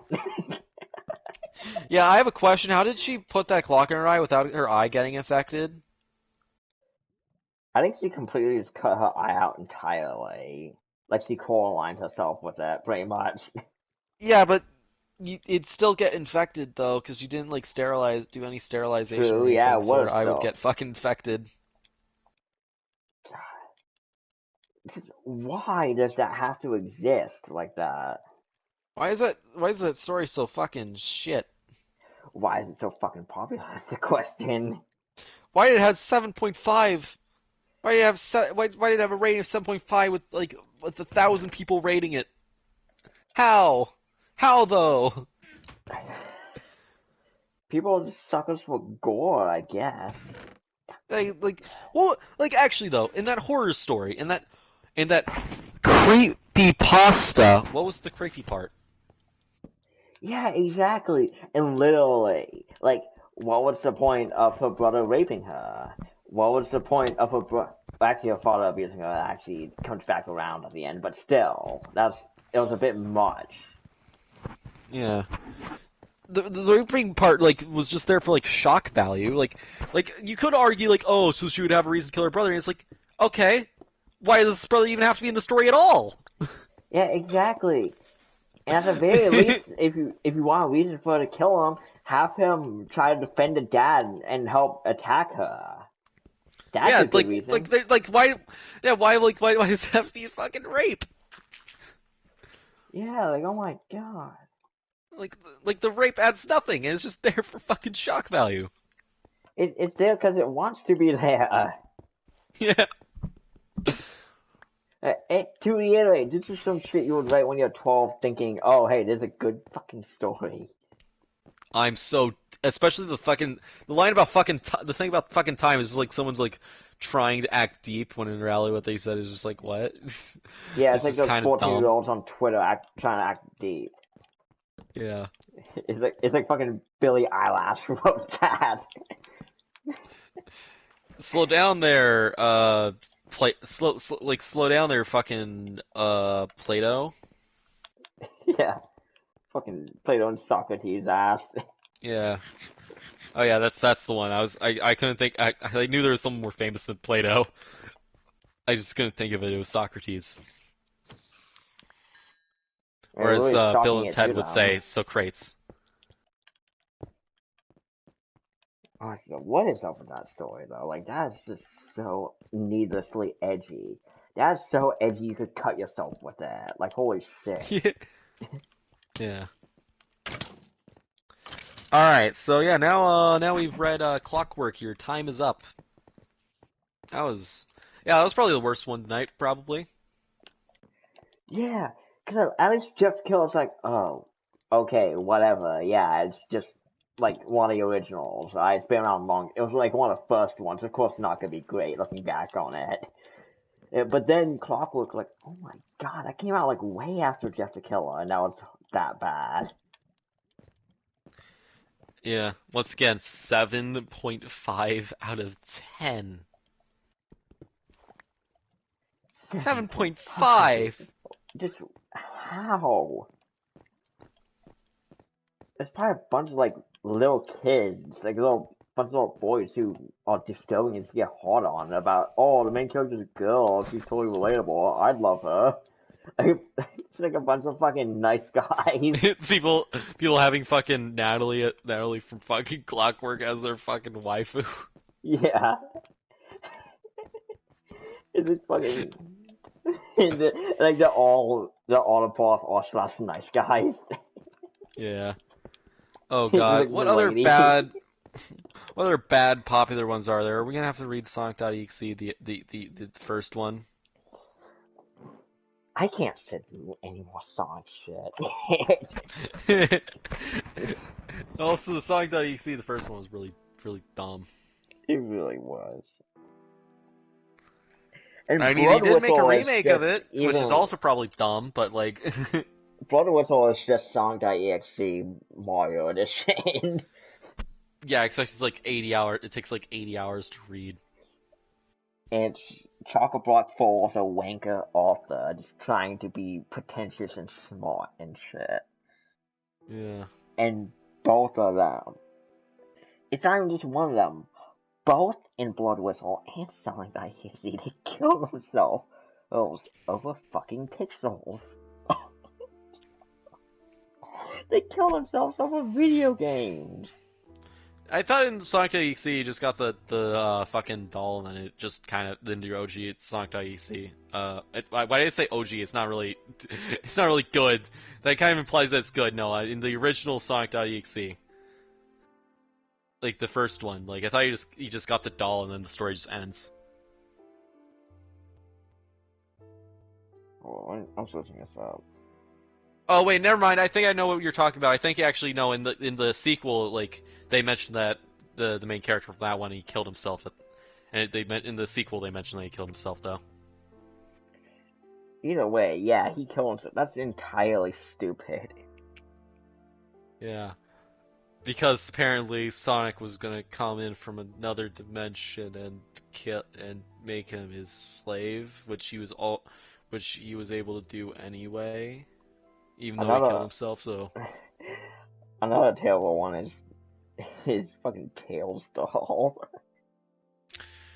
oh god. Oh god, Tails doll.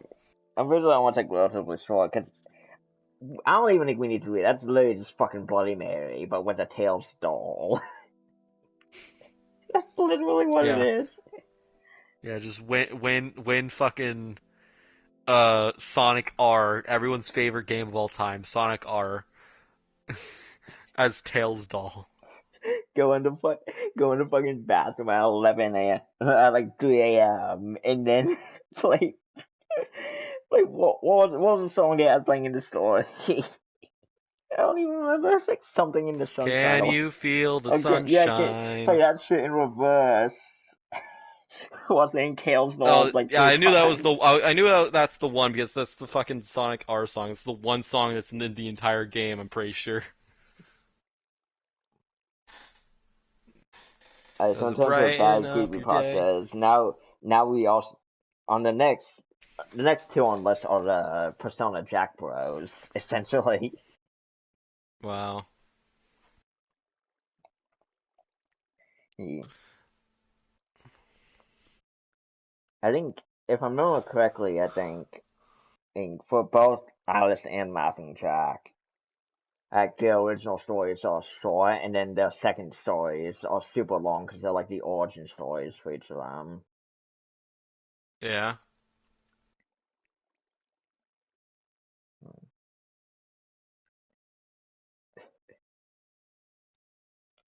Oh, should we even bother I think reading anymore tonight?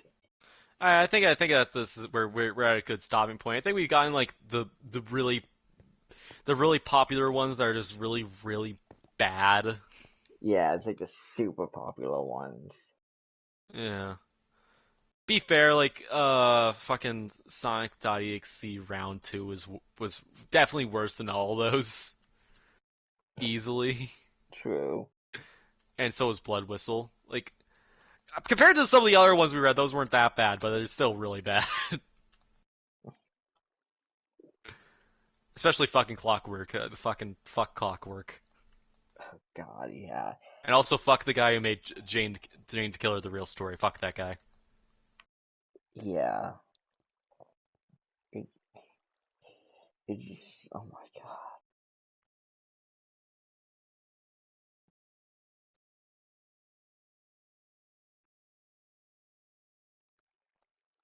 Anyway. Well, I guess if anyone's ever watching the VOD of Josh's stream, I hope you enjoyed it.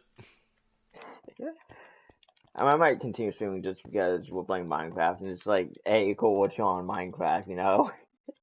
Yeah, I guess this is it for the creepypasta bit, I guess. Yeah. Unless I think Logan I'll joins, probably we go can to bed force him soon to. anyway. We can force him to read one. Yeah. We just forced him to read Clockwork again for us. Yeah, just like... just to get reaction. Actually, no. Let's give him a call tomorrow in the chat, rather. And then let's just read the one part to him where she's killing all her family members, just without context.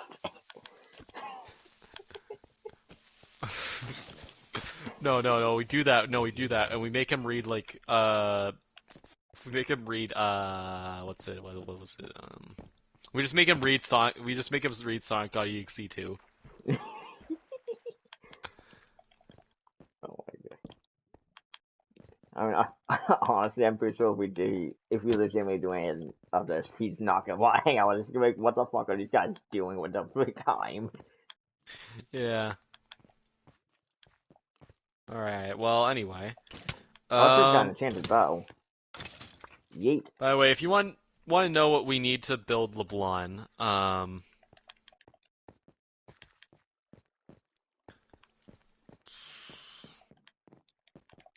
we're gonna need to go to where was it? Small Asian Titty Winks, I think it was.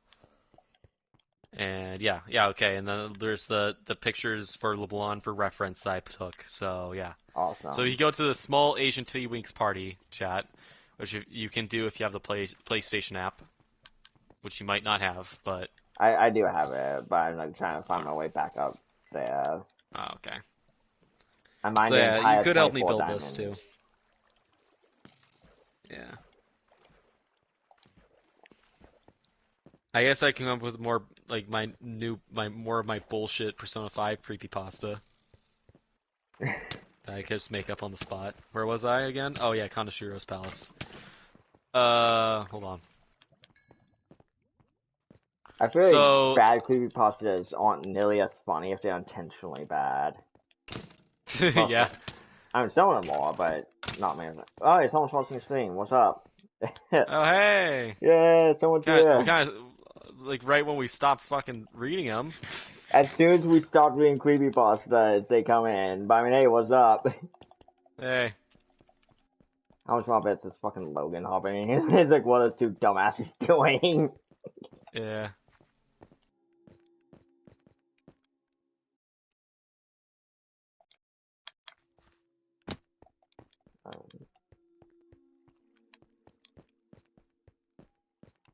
Yeah, alright, hold on. Maybe I can get... Alright, hold on. Maybe I can find a short one for us to read. Hold on. Yeah, we might as well find one. Yeah, might as well if someone's watching this. Hold on. Hold on. Hold on, let's just hop on over to fucking... something. Fucking... I found a list of like 25 short bad creepypastas. Wow. That's convenient. That's oddly convenient. Yeah, that was convenient. I just gotta get to an actually safe place. I mean, I have a diamond sword and an armor, but still, I don't want to get. I don't want to get that. Oh wait, shit hold on. I broken. got the ultimate short one. Alright? There once was an ugly barnacle. So He you, was so so ugly, you're, so everyone you're, died. so you're with your honey and you're making out when, shit, Best Buy. Hold on. When the phone Shit, Best Buy. riggins, you, you answer door, you answer it, and the voice is, "What are you doing with my daughter?" You tell your girl, and she said, "My dad is dead." Then who was phone? And who was spoon?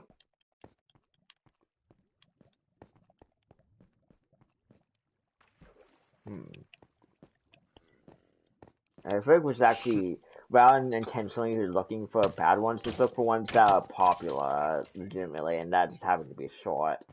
Maybe it's like a short popular one. I mean, Yeah. Honest Jack is always like that one's really short to my memory. Yeah, hold on. Actually, I can totally read this one.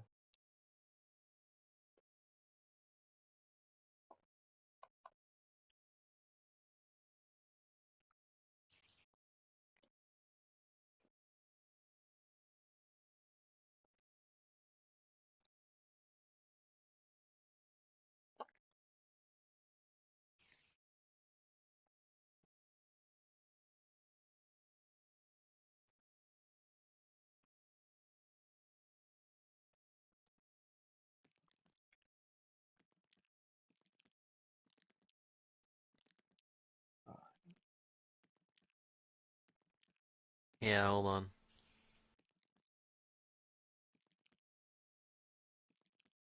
Oh Who shit. was conversing with me on the cellular phone? What? Okay, uh, so Clockwork is still on Creepypasta Wiki, but Iris Jack, which is infinitely better, is not. I mean, we're comparing it to hot garbage here. That's not really saying that much. Okay, true. I mean, Iris Jack isn't even better, but the fuck? Okay, so apparently, you know how you found a random, like on Google, you randomly found someone who asked who was fucking Tiki Toby's girlfriend or whatever? It was our Clockwork and Tiki Toby dating. I found a similar one. Who was Alice Jack's girlfriend? Apparently, some bitch named Ashley and Nails. What? Who the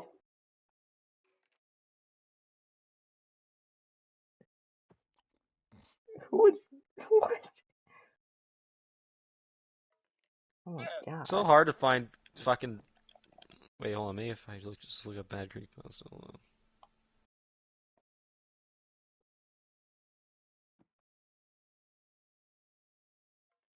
Ah, fuck, I want fuck off. I want to join the Amino app just to fucking read the damn thing. Yeah. All right. Oh yes, yes, yeah. Found one? I, no, I found a place where I can find a bunch of ones. I just went on the bad creepypasta wiki. That's it. Oh, nice. Yeah, you gotta just write a bunch of popular ones. If random person who's watching this is still watching this. They So are. They're still here.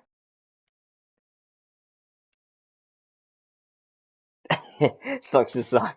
Hey, if you have any specific requests, Mr. Viewer, feel free to oh, they left.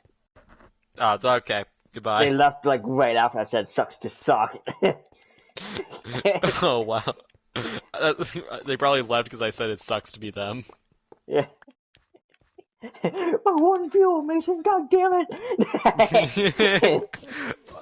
Aw man, I probably should have been. I didn't realize that. I probably sounded kind of rude. That did sound kind of rude in hindsight, but I mean, you know what I say though, hindsight's 2020. yeah. Plus they were probably intimidated by what we were about to read anyways.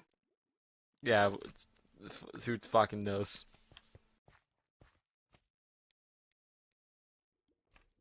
Okay.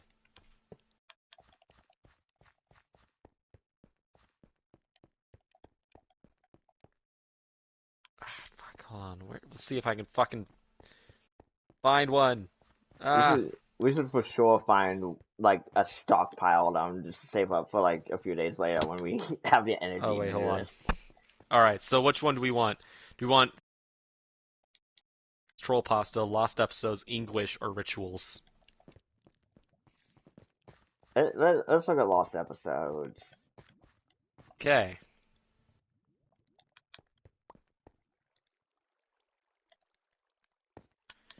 Stories, TV shows, movies with disturbing episodes which supposedly once existed. Peppa Pig, Daddy Pig's Revenge, Happy Appy, Pete the Cat is Dead, the story of Squidwarks,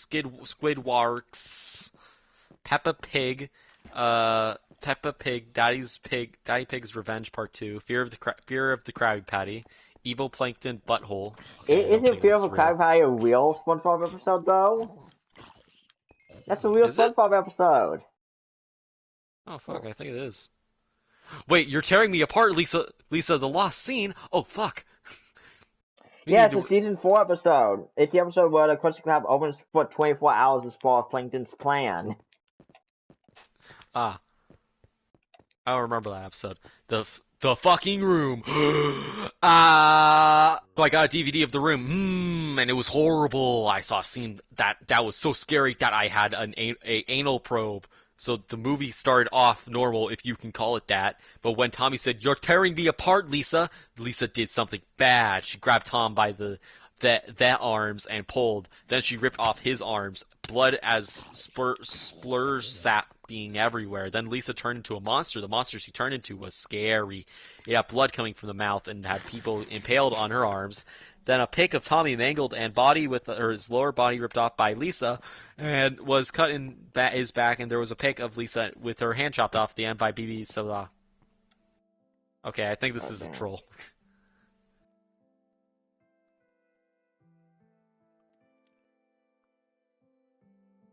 I think that was a troll, but I just kind of wanted to watch. Kind of wanted to read it just because it was fucking the room.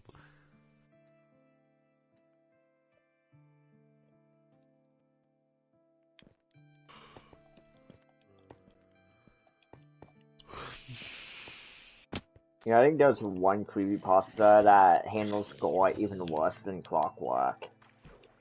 I mean, like all the one that just like are just gore for the sake of gore. Okay, true, but it's specifically one that comes to mind that I heard once was basically a My Little Pony one called Cupcakes. That's all it is. It was either that or a different one, where it basically revolves around them like killing each other for whatever reason. I think that's like the whole plot, is that, oh, they're killing each other for X reason. Yeah.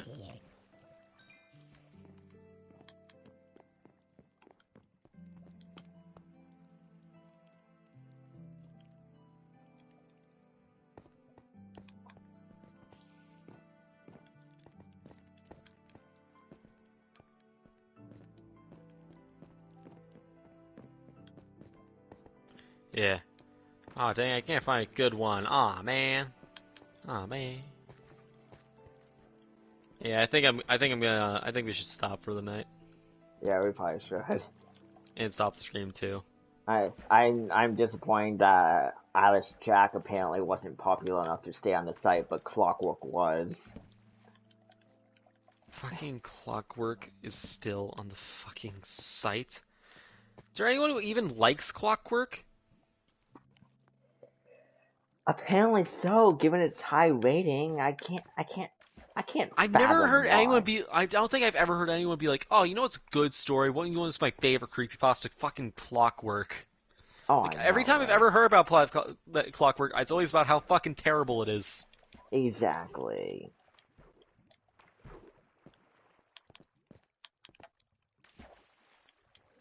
Anyway.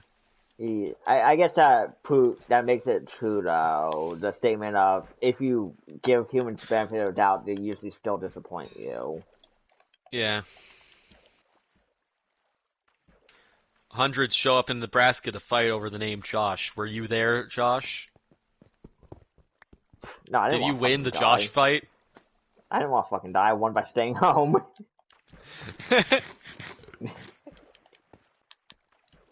Oh, I'm glad I took my sweet ass time to come up. I just found more diamonds. Ooh.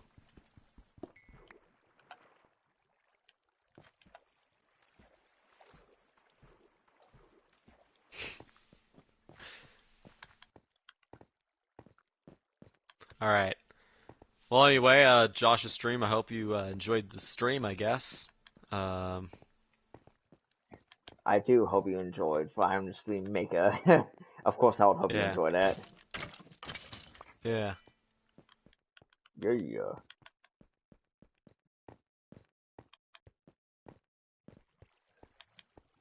Damn, I'm tired. Holy shit. That was mentally draining, especially Clockwork. That was draining. Yeah. I'd say it's not as mentally draining as fucking Persona 5 style over substance. I mean, even given that, it's still a close contender. In my opinion, it's a close contender. Yeah.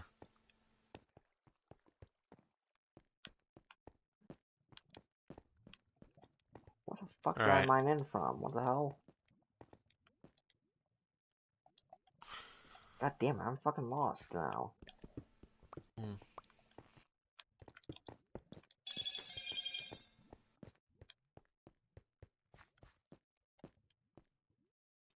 Alright, might as well start the stream now. Goodbye, audience of